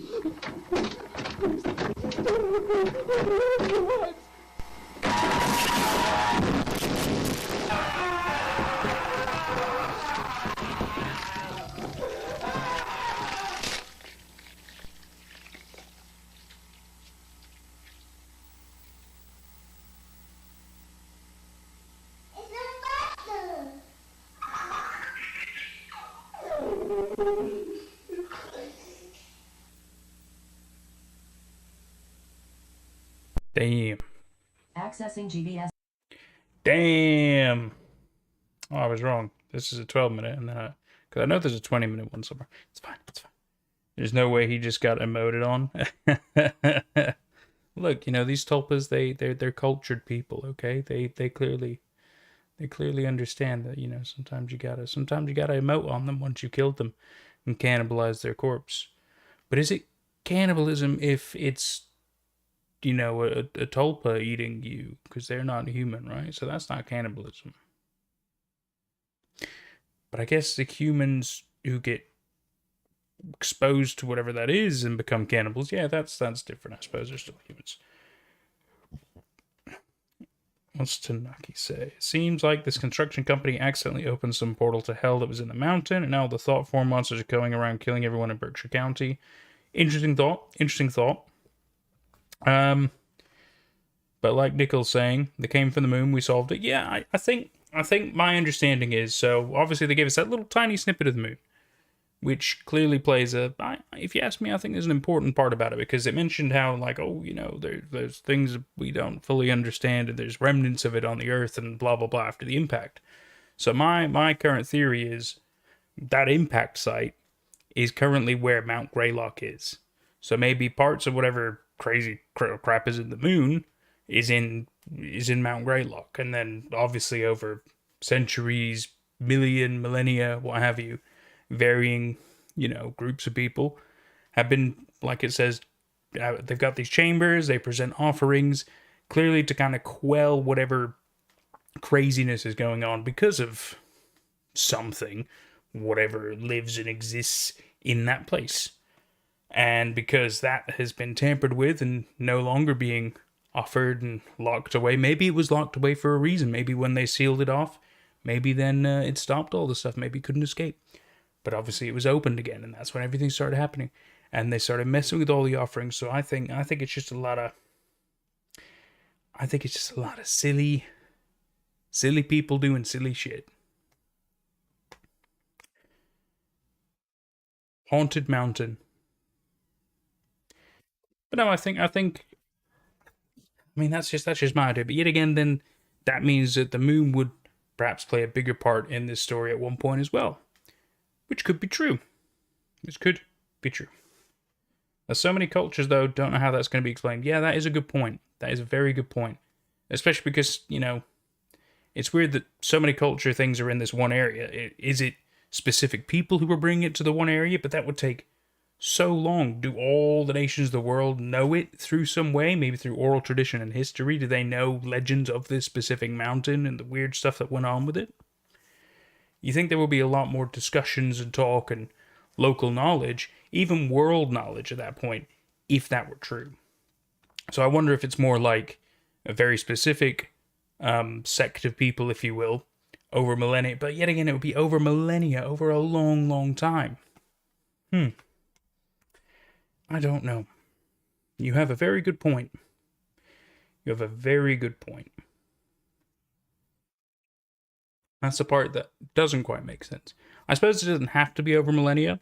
Maybe it's just ever since the moon crash thing happened. But yet again, when did that happen? We know it happened a long, long time ago. It is interesting. It is super interesting. And I'm curious to see where else it's going. I don't know if it's going to give us all the answers. I think it'll give us tools and information to come up with our own ideas and try to solve it. I don't think it'll fully outright tell us everything. It is giving us a lot of good information, though. That is true. 12 minutes. Okay. So I gotta pee. So I'm gonna go pee. Then we'll carry on. 2 minutes.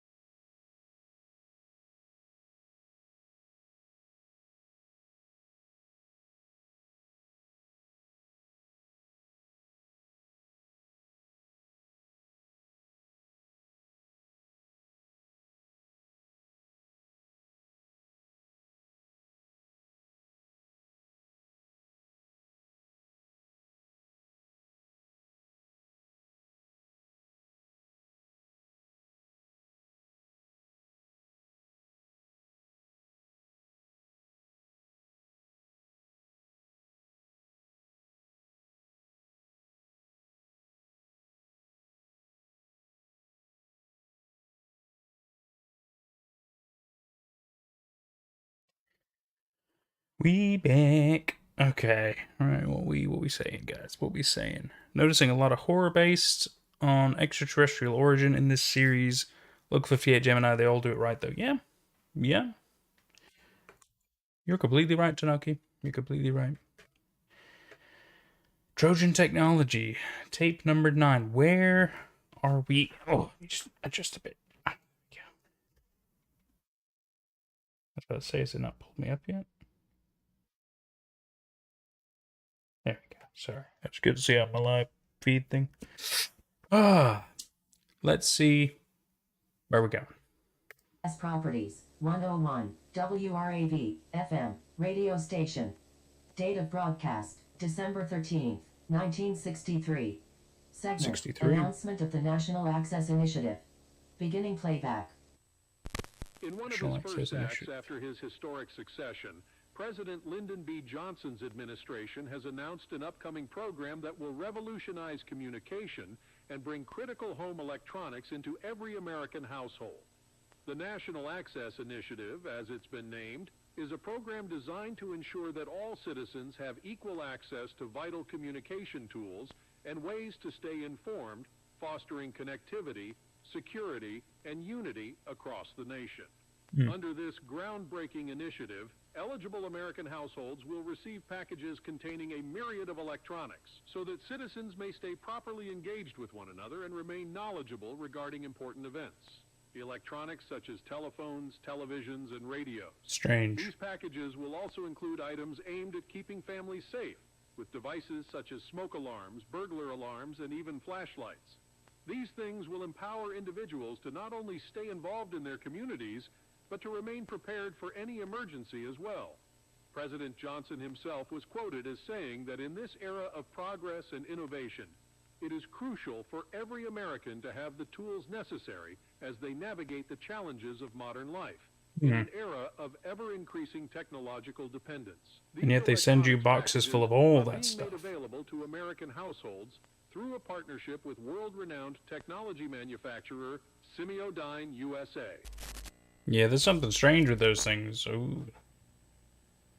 I wouldn't trust those boxes of stuff. The technology giant's expertise in creating cutting-edge, revolutionary technologies over the past decades has made them a household name, and their gracious contribution to this initiative ensures that the devices provided will be of the highest quality. It's more like they're trying to keep an eye on the people in the households. Further enhancing the experience and benefits for American citizens. When asked for a quote during a press conference earlier this week, President of Semiodyne USA, Percival C. Rothwell, had a lot to say. The National Access Initiative represents a milestone in our nation's journey towards progress and inclusivity. It's a reflection of the American government and Semiodyne USA's unwavering commitment to empower every American citizen, regardless of age, location, or income, with the tools and resources needed to thrive in the electronic age. Through the miracle of modern communication, the words we speak, the actions we take, will be read, heard, and seen on the instant, and judged in every city and village in America. They are the silent delegates. We cannot see them or hear them, but they are present. 32% of American households still don't have a television in the house. This means they are less informed and are unable to respond to emergencies as quickly or efficiently. A much greater percentage of households have no smoke alarms to alert them in the event of a fire. Perhaps most shocking of all, 29% of Americans don't even have a telephone in their home, meaning they're unable to call for aid or even just contact friends or family members. They are left disconnected.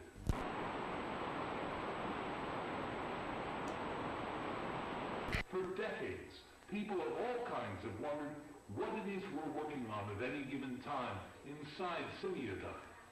And for decades, we've kept it all quite secretive. But I'll let you in on a little something. Oh. Out here. Kennedy didn't go for it. But you assured me he was amenable. Or was that just more of your bullshit? No?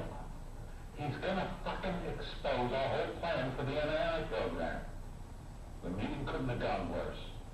If that fucking Nick thinks he's gonna expose Simeon, he's got another thing coming. But we're not the only ones he's pissed off lately. After rejecting Operation Northwoods, and then that executive order involving the Federal Reserve, there are a lot of snakes in the grass. And it's about time that Kennedy got bit. At Simeon USA, we're building the future. So we got a little bit of an interesting side bit there. Grandson of our company's founder and its current president, I'll tell you one irrefutable fact, the most important one. All roads lead to connectivity. Without connectivity, we have no future. That's true. Kinda, maybe. The weaker they are, the more easily defeated they are, and the less likely they are to see the value of their own lives. But yet again,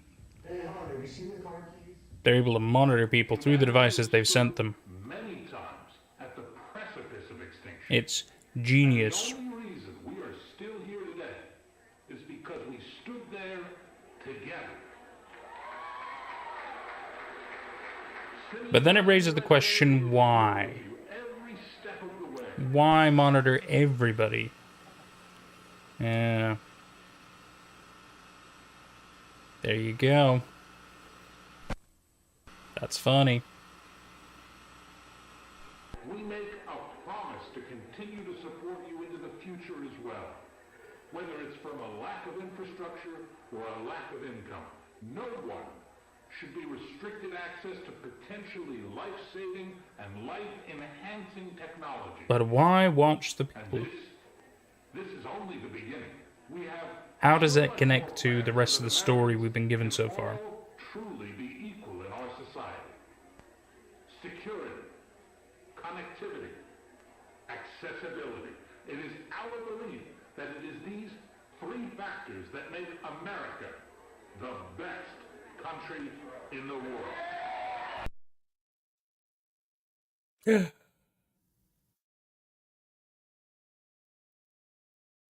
I'm spooked. 1:22 a.m. Eastern Time. My goodness. 1993. We've had all that crazy stuff happening since, like, what was it, 1957? Oh, God, no. I wasn't paying attention. Thank you. Mr. Rothwell also stated that these monumental benefits won't only be made available to American households, but to police and fire departments, schools, and to small businesses as well. Everywhere they can get, administration has stated that while they are going to begin launching this landmark program right away, Jenny baby, it will first be hey. made available only in select areas as construction crews from coast to coast prepare to establish important infrastructure that will support the National Access Initiative program.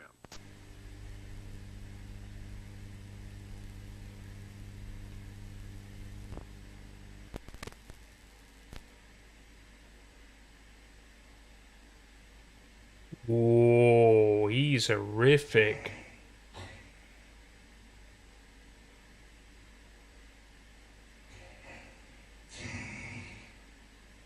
What are you saying? Wake up. Katie. Hello? Hello? Is somebody there? Whoa. I thought we were in like an office or something, but no, we're in somebody's house.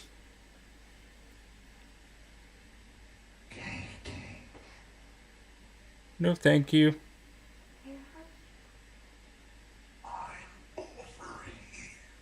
No. No, no, no, no, no, no, no, no. There you are. Who are you? I'm your Majesty. Smart.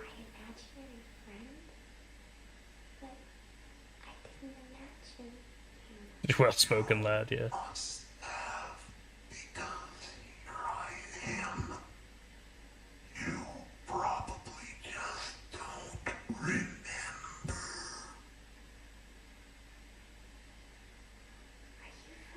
Your doctor's office place that I had to go to? I think you might be right, Katie. I can't find my glasses, so I can't really see you. Oh, they're over here. Is he actually trying to help her or trying to kill her? I noticed they were a little dirty, so I wanted to clean them for you. I think he's gonna kill her. Yes, they look all shiny and new now. It's okay. I'd rather be blind. Come get them. Then you'll be able to see me. Oh, thank you.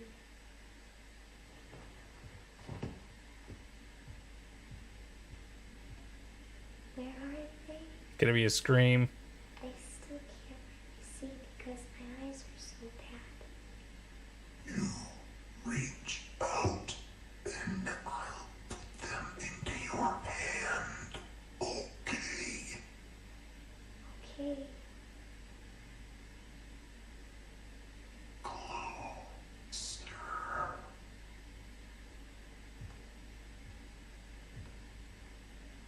Just a little bit closer.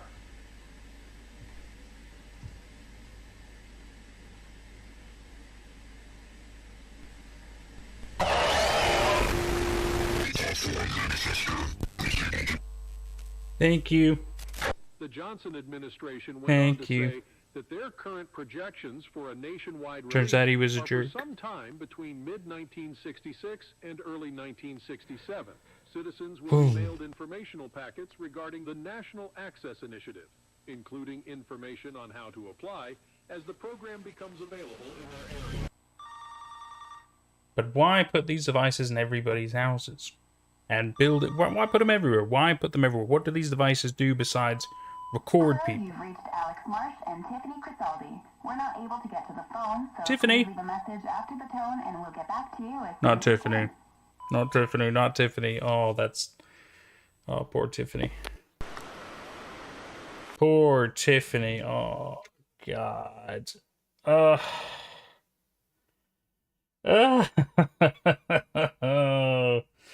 Oh, this series, man. This series. What a fucking crazy ride so far. So let me catch up with chat. Okay, let's see. Didn't know I was streaming. That's okay, baby. That's okay. You know, you can't always know what I'm up to, even though I do it at the same time every week. But it's fine. Nikhil, yes, he was a well-spoken lad. I was hoping that maybe there was a chance he could have been a good tulpa that she did make up, and that there was the friendly thing, like they said, could happen. But I had a funny feeling it wasn't really gonna happen. You know, it was quite clear what was gonna happen there. He was gonna kill her. What a kind guy. He makes a really good point. Yeah, until he killed her. Schizophrenic people are gonna have a role with this one. Yeah, they might have a new voice to add to the repertoire, right? That's a terrible joke. I feel really bad about making that now.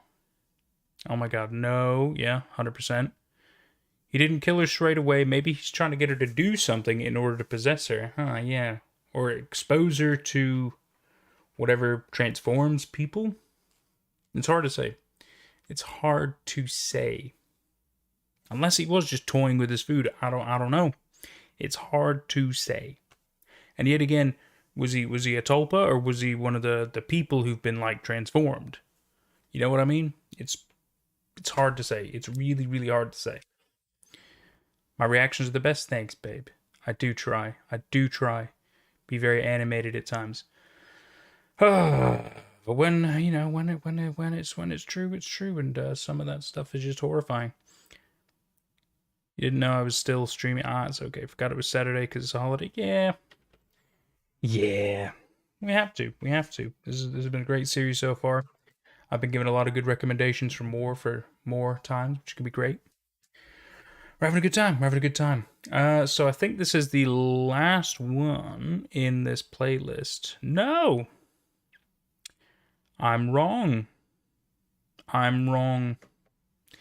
There's this one, and then there's another one. There's 11 tapes so far. Fantastic. Okay. Messages from the Dead, this one's called. Well, this is gonna be fucking freaky. This is gonna be freaky. Okay. Okay. Okay. Let's see where we're going.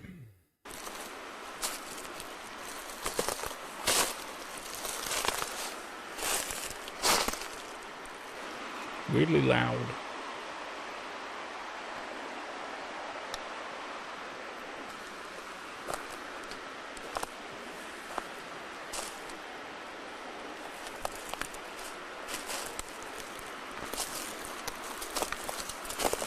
I wonder if the person from the very start has now left the facility, maybe.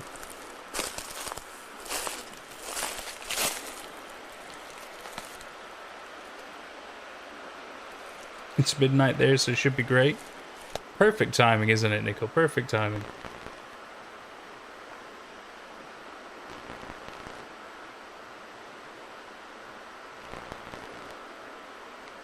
We found like an animal or a bottle or something. Oh, it's like a mouse. Aww. Aww. I think he's dead though. Oh, that's sad. Oh yeah, he's like a shrew or something. He's a big shrew if he's a shrew though. Yeah, I think it's just a mouse. Just a field mouse. So sad. Can't believe you picked that up. It's kind of gross. I mean, I guess give him a burial. You don't need to see him. Just a little unnecessary, my dude. Got a little rigor mortis going on. The poor guy. The poor guy. So far, I'm not enjoying that.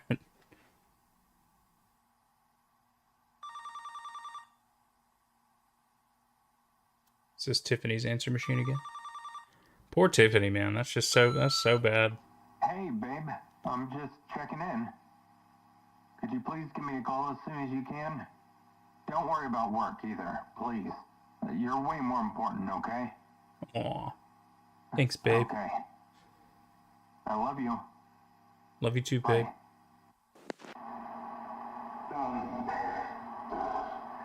After we lost the baby, yeah. I stayed home for almost a month. We both took it hard, but I was just really worried about Tiffany. God, it's interesting to get more of this story. Vicente Alvarez, thank you very much, buddy. When it came time for me to return to work, we decided I would call home every day during my lunch break, just so we could talk and check in on each other.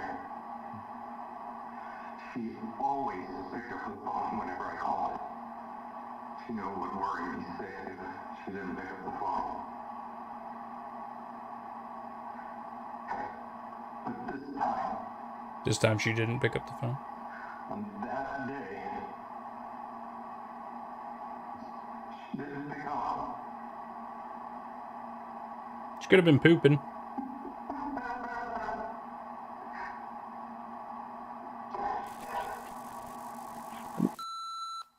Tiffany, babe, still haven't heard from you. Hope everything's okay. You're probably just busy doing something, but we've been talking every day since I've been back to work, so, you know, just, I'm getting a bit worried, so please call me back, okay? Love you.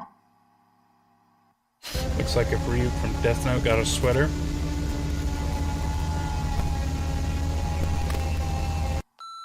What? Okay, I'm not sure what's going on, but I'm gonna head home. I'm sorry, I'm kind of freaking out. I'll be there soon. I love you. Love you too, babe.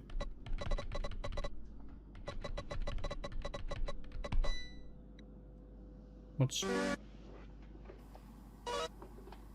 Dr. Heinrich Albrecht, Medical Examiner, Westfield. May 19th, 1987, 3:23 p.m. Intake report for Tiffany Elaine Marie Crisaldi. Caucasian female, age 28, 39, 26, 30, 27, 25. Case number 87-09-1-HA. This autopsy will be conducted at the request of the Adams Police Department. Initial external evaluation reveals a resinous black substance adhered to the face, neck, and upper thoracic region. Samples have been obtained. Additionally, the eyes are fully retracted. These observations are aside from any traditional indicators of struggle or violence as a cause of death. Rigor and lever mortis align with the estimated time of death.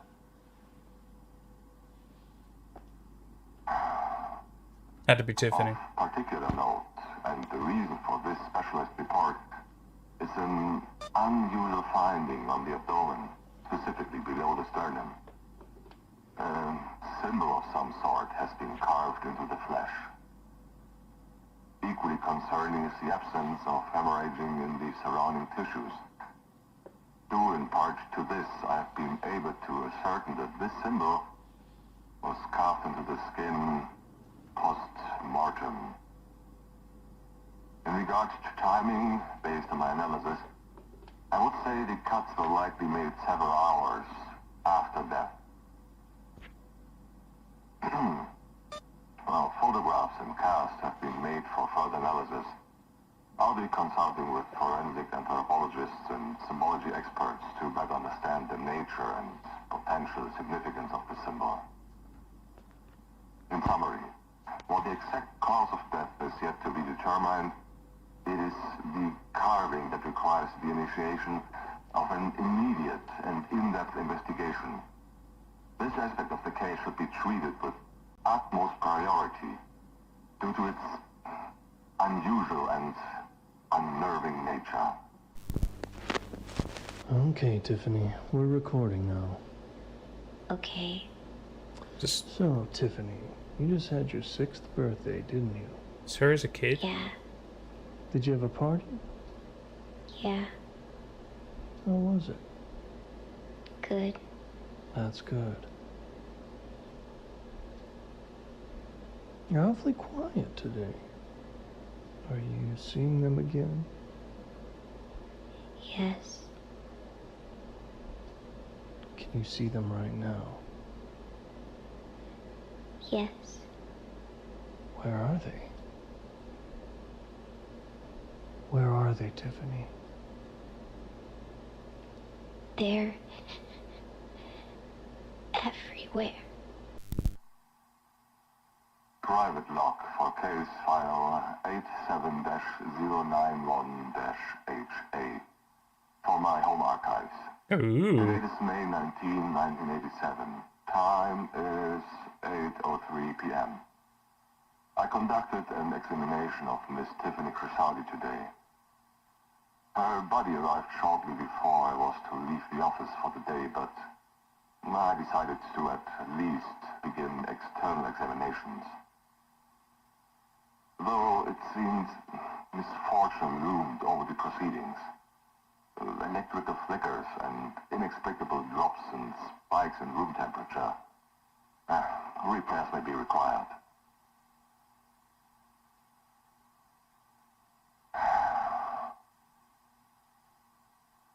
I wanted to refrain from mentioning this part whatsoever, but I feel compelled to do so. After placing Miss Crisaldi in storage and moving on to cleaning up, my assistant Sarah mentioned that she'd heard what sounded like a woman crying, coming from the direction of the cooler. I shrugged off her remark and let her leave early, telling her she was likely stressed or overtired, and I continued cleaning up on my own. I didn't dare to tell her that You also heard the crying? as well.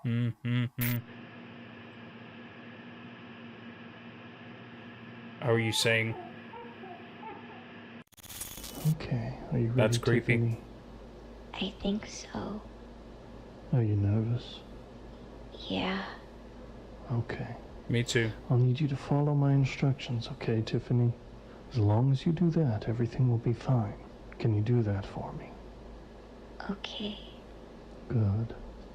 I'm going to play some sounds that will help you through this exercise. Mm-hmm.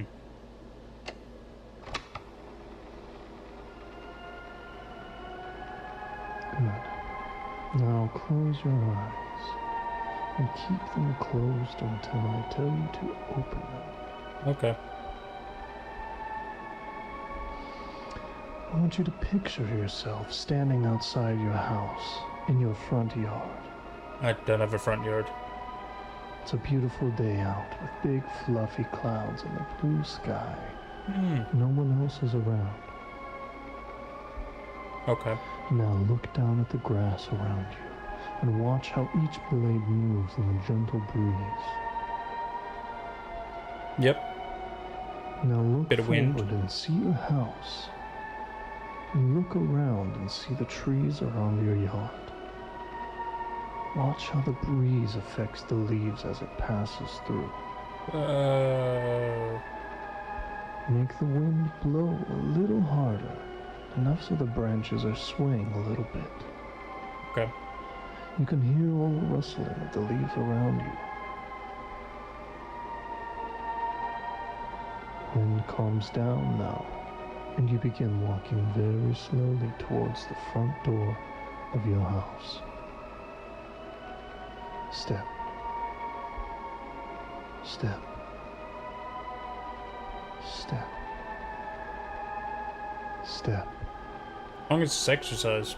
And with each step you take, it looks like the day's getting later and later.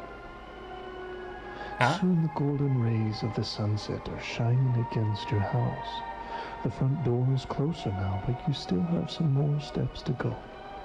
This is a weird thought exercise. Step. Step. Is the thought board with the room with us right now? Great. That's great. Now you're only 3 steps from the door. Step. Gotta get out my keys. The sun vanishes behind the trees, going down. Step. The stars begin twinkling in the sky above, and the moon shines its soft glow over everything around you. Ooh. Step. You arrive at the front door. Oh! Reach out your hand, turn the doorknob, and open the door.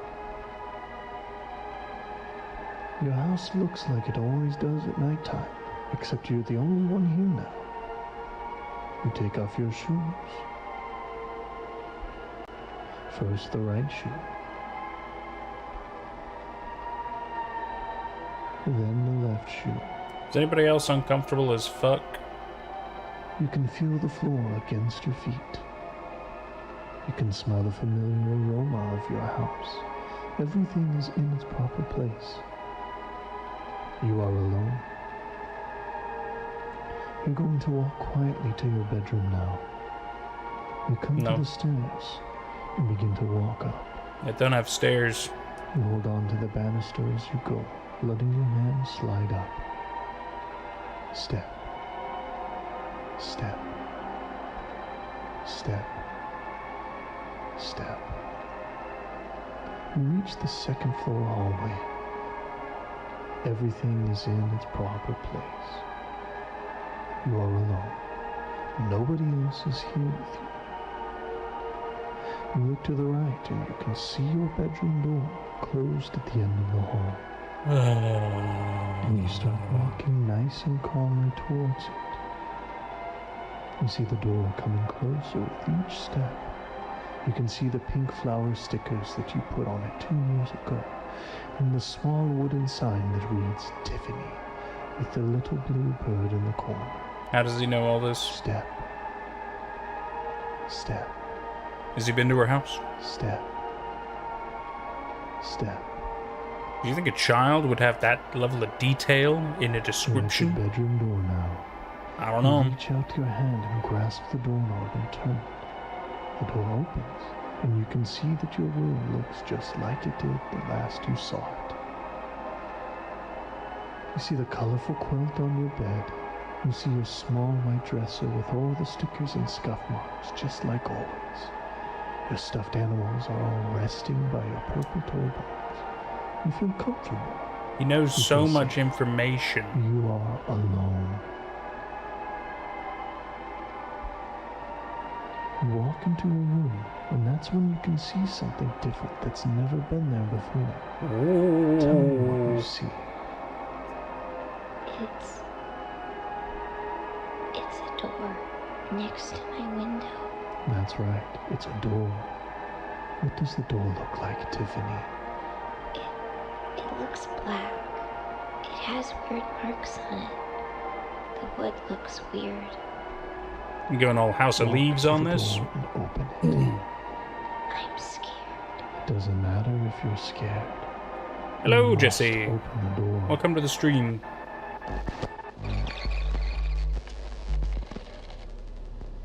Good job, Tiffany. Now tell me what's on the other side of the door. It's a small room. Somebody's in there. No, Tiffany, you're alone. No. There's someone here. He's facing away from me. He's standing and tall. He's very tall. Tiffany, you are alone. Nobody else is there. Now tell me what else is in the room. There's a TV. The screen is all fuzzy, and the tall man is watching it. Tiffany, I want you to focus on removing the man from your mind. When I snap my fingers, he will be gone. You will be alone. The man's shaking. His body is cracking. Okay, Tiffany, I'm going to count down from 5. When I snap my fingers, you will return to the real world. 5. You're feeling more awake He's now. turning around. 4. Everything around you is becoming hazy. He's looking at me. He sees me. 3. Tiffany, you can feel the chair you're sitting in again. 2. Everything around you fades to the blackness behind your eyes. 1. Full control of your body. 0. You're awake, Tiffany. You will return to reality now.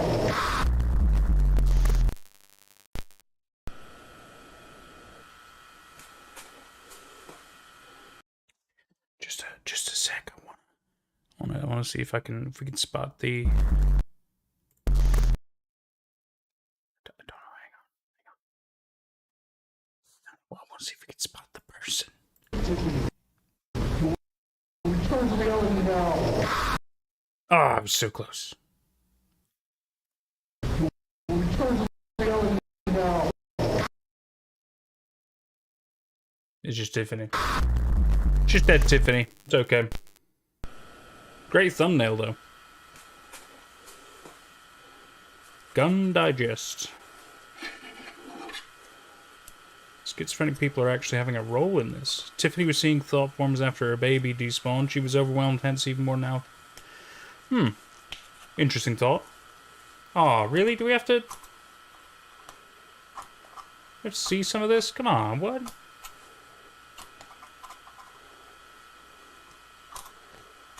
Trigger warning, my goodness gracious.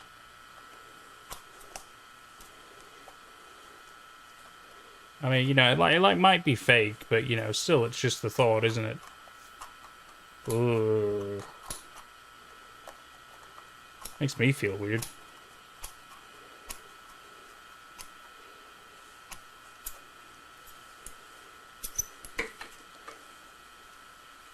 You gonna pull it open? Oh, come on, dude. Oh. Definitely some, oh. Oh, okay.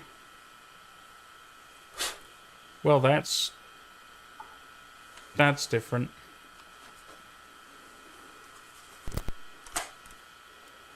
Just so happens you have exactly what's needed for that tape. Isn't that convenient?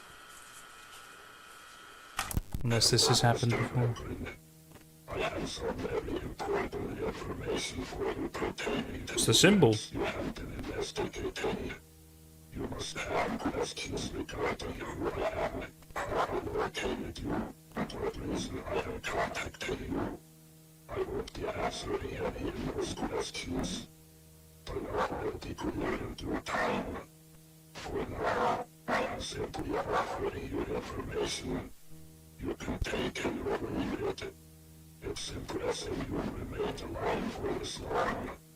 But then again, you've gone to great lengths in the past in order to survive, haven't you? I'm going to tell you a story, Jim. A story that you've been dying to hear.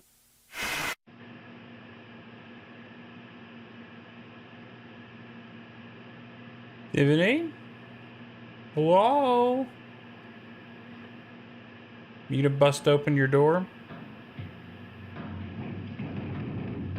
Fucking knew it, didn't I?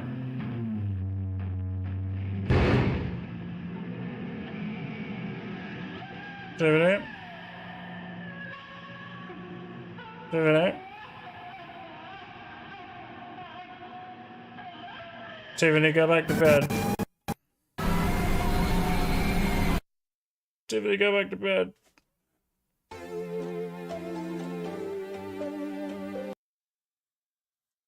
Ooh. Wow, okay. So there was a lot about Tiffany in that one.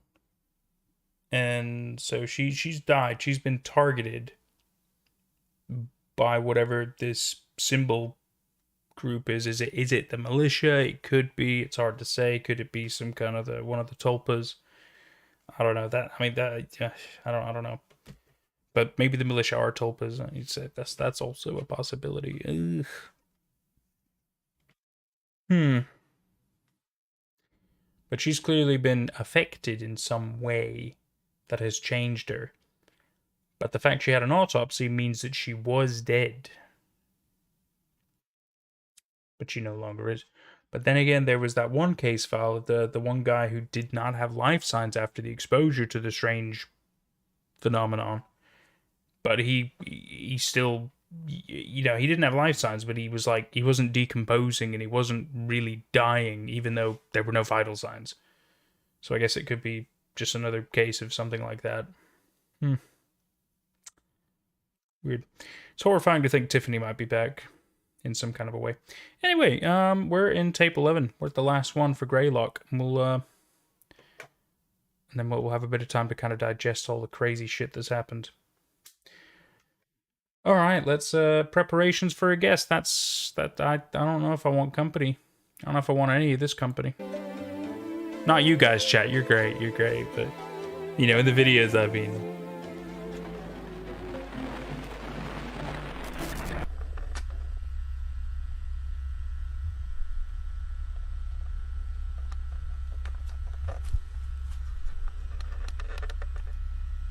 Looks like you've got some kind of a really simple way to kind of barricade a door.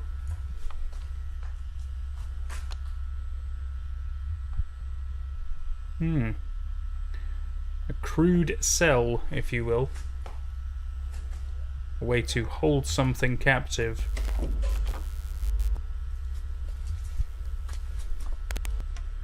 Don't you do it. Don't you do it.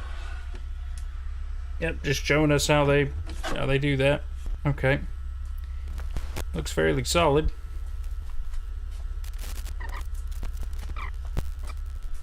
Seeing the candles again, which makes me think of like the militia group. Because it's their symbol that was in. It's not exactly a pentagram, but kind of similar. Most likely not human. Have you got something now? Ugh, why do you keep opening this door, dude? What do you...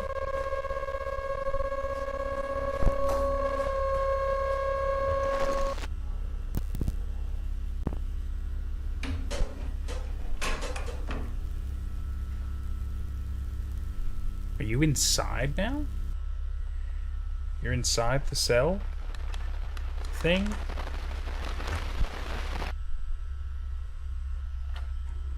What?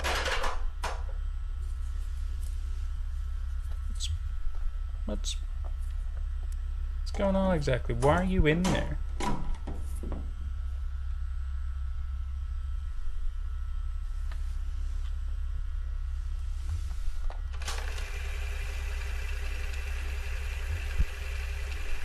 This is strange.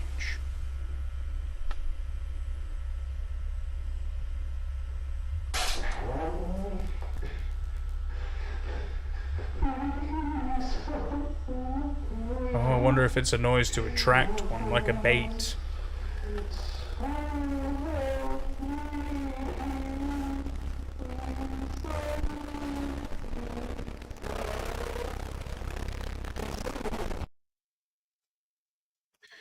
Great. See, this has my future. No, we're not here to watch Grey. Right, we have some digesting to do. So the last one that came out was 2 months ago.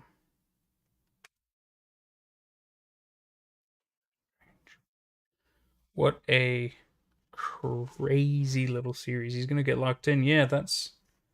But why? Right? Why? I mean, clearly that just made me think they were... They had a way to contain somebody, something, what have you. And then I'm guessing the tape, like I said, was bait. That's my guess from that. Right, so what can we gather about this series? There's a the manifesto that you got on the screen there. Obviously, you've got the weird organization. It's strange that at first it kind of seems like they're talking about that people can manifest these thought forms into reality, and they're typically friendly or familiar or what have you, and you can get them to do stuff. But then obviously there's a lot of like twists and turns and darkness to this kind of story.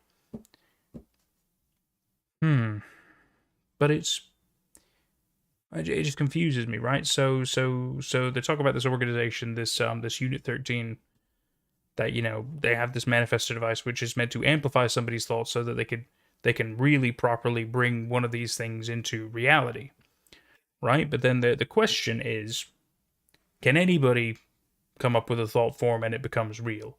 As I said, like the more people that think of the same one, the more likely it is to become more manifest and tangible. Otherwise, they're more like wispy ghosts and stuff, which is interesting because that's a way to kind of explain paranormal phenomenon and stuff in your universe as well. So first of all, it makes you wonder if anybody can just come up with a thought form, a tulpa, whatever, and make it manifest. I suppose that's a possibility. Are people more sensitive than others? Most likely, that's probably a thing as well. But then, but then it just seems weird, right? The fact there's an organization that really focuses on kind of like being able to control these thought forms, kind of cage them, if you will. Obviously, that doesn't work out too well. But then there's also a mountain, Mount GREYLOCK, which we learn about, which there's a construction crew that have been mining into it. They find a crazy tunnel. That's when everything really starts hitting the fan. And then they make it seem like, it's like they've released these tulpas, these thought forms to the world. But then how does that connect to the fact that people can just make them up? Is it because now that those original tulpas are out in the world, maybe they aren't manifest, but they're in some kind of a form, right? They're formless. But then maybe if somebody begins having thoughts and one's in vicinity, maybe then it can begin to manifest. So maybe they can't just be made out of thin air. Maybe they have to be made because there is a formless one somewhere, right? I could see that. That could make sense. In which case, okay. But then how many are there? How do you know if it's friendly or not? There's more stipulations that have to come with it. And it... But then it's also the fact they got into the tunnel, and then the construction crew obviously started to go through their malformations, as they call it. And that's also weird, right? But then it seems like any of these Tulpa creatures can malform people as well. So they're clearly tied to whatever that phenomenon is. But then is it to make more of themselves? Because they're still kind of human, right? The humans that get affected and malform. Because they can have cannibalistic tendencies. But you can only be a cannibal because you're eating your own kind, right? Which means they're not tulpas, they're still human in a way. But then there are other creatures that are tulpas, that are the thought forms, the whatever you want to call them. But then some of them seem organized. You've got the quote-unquote militia that seems to break into people's houses and most likely kill them. There's a lot of strange events that all seem to tie to Mount Greylock and this really bizarre, crazy, offering ritualistic place. No, don't play. And then now we're just kind of learning more story about events after the discovery of the tunnel and the chambers and everything of Mount Greylock. It is strange. It is very, very strange. I am very interested. I'm very curious, and I really would like to see where this is going to go. Because it is strange. It is very strange. But it makes me question, it makes me think, it makes me wonder. It really makes me want to probe my brain further into it, but there's just yet again not a massive amount of information specifically anyway. There's a big amount of information over a longish period of time with various random events here and there that all kind of are connected to the same story, but there isn't a lot of in-depth information into very specific things. You know what I mean? It is very cool, Nickel. It is very cool. Man, yeah. I mean, I just don't know what to do with that information. It is very interesting, Jenny. It is very interesting.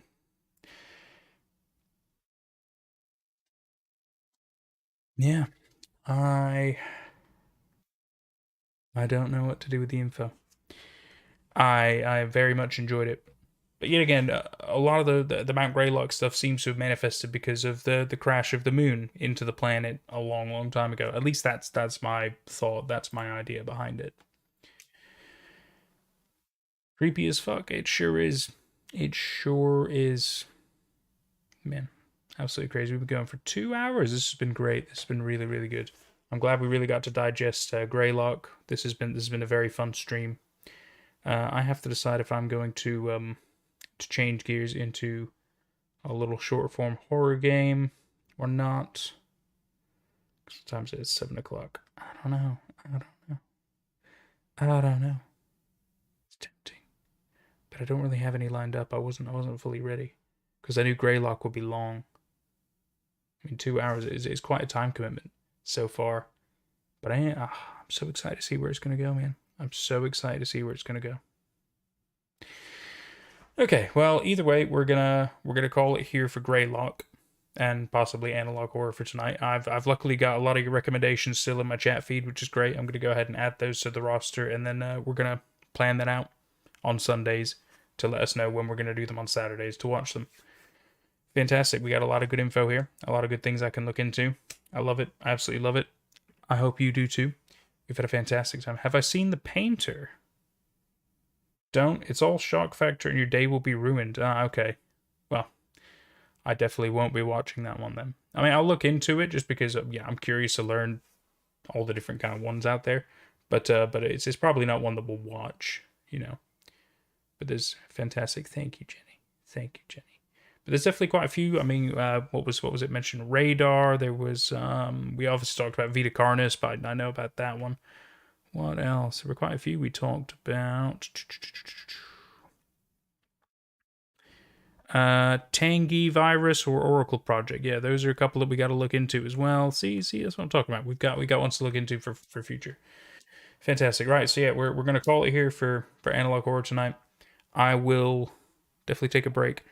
I don't know if I'm gonna stream a horror game or not. I mean, if you want me to, then I will. It'll probably be like a little indie one. I'm not really sure, if I'm honest with you. But I might not. I can't promise anything.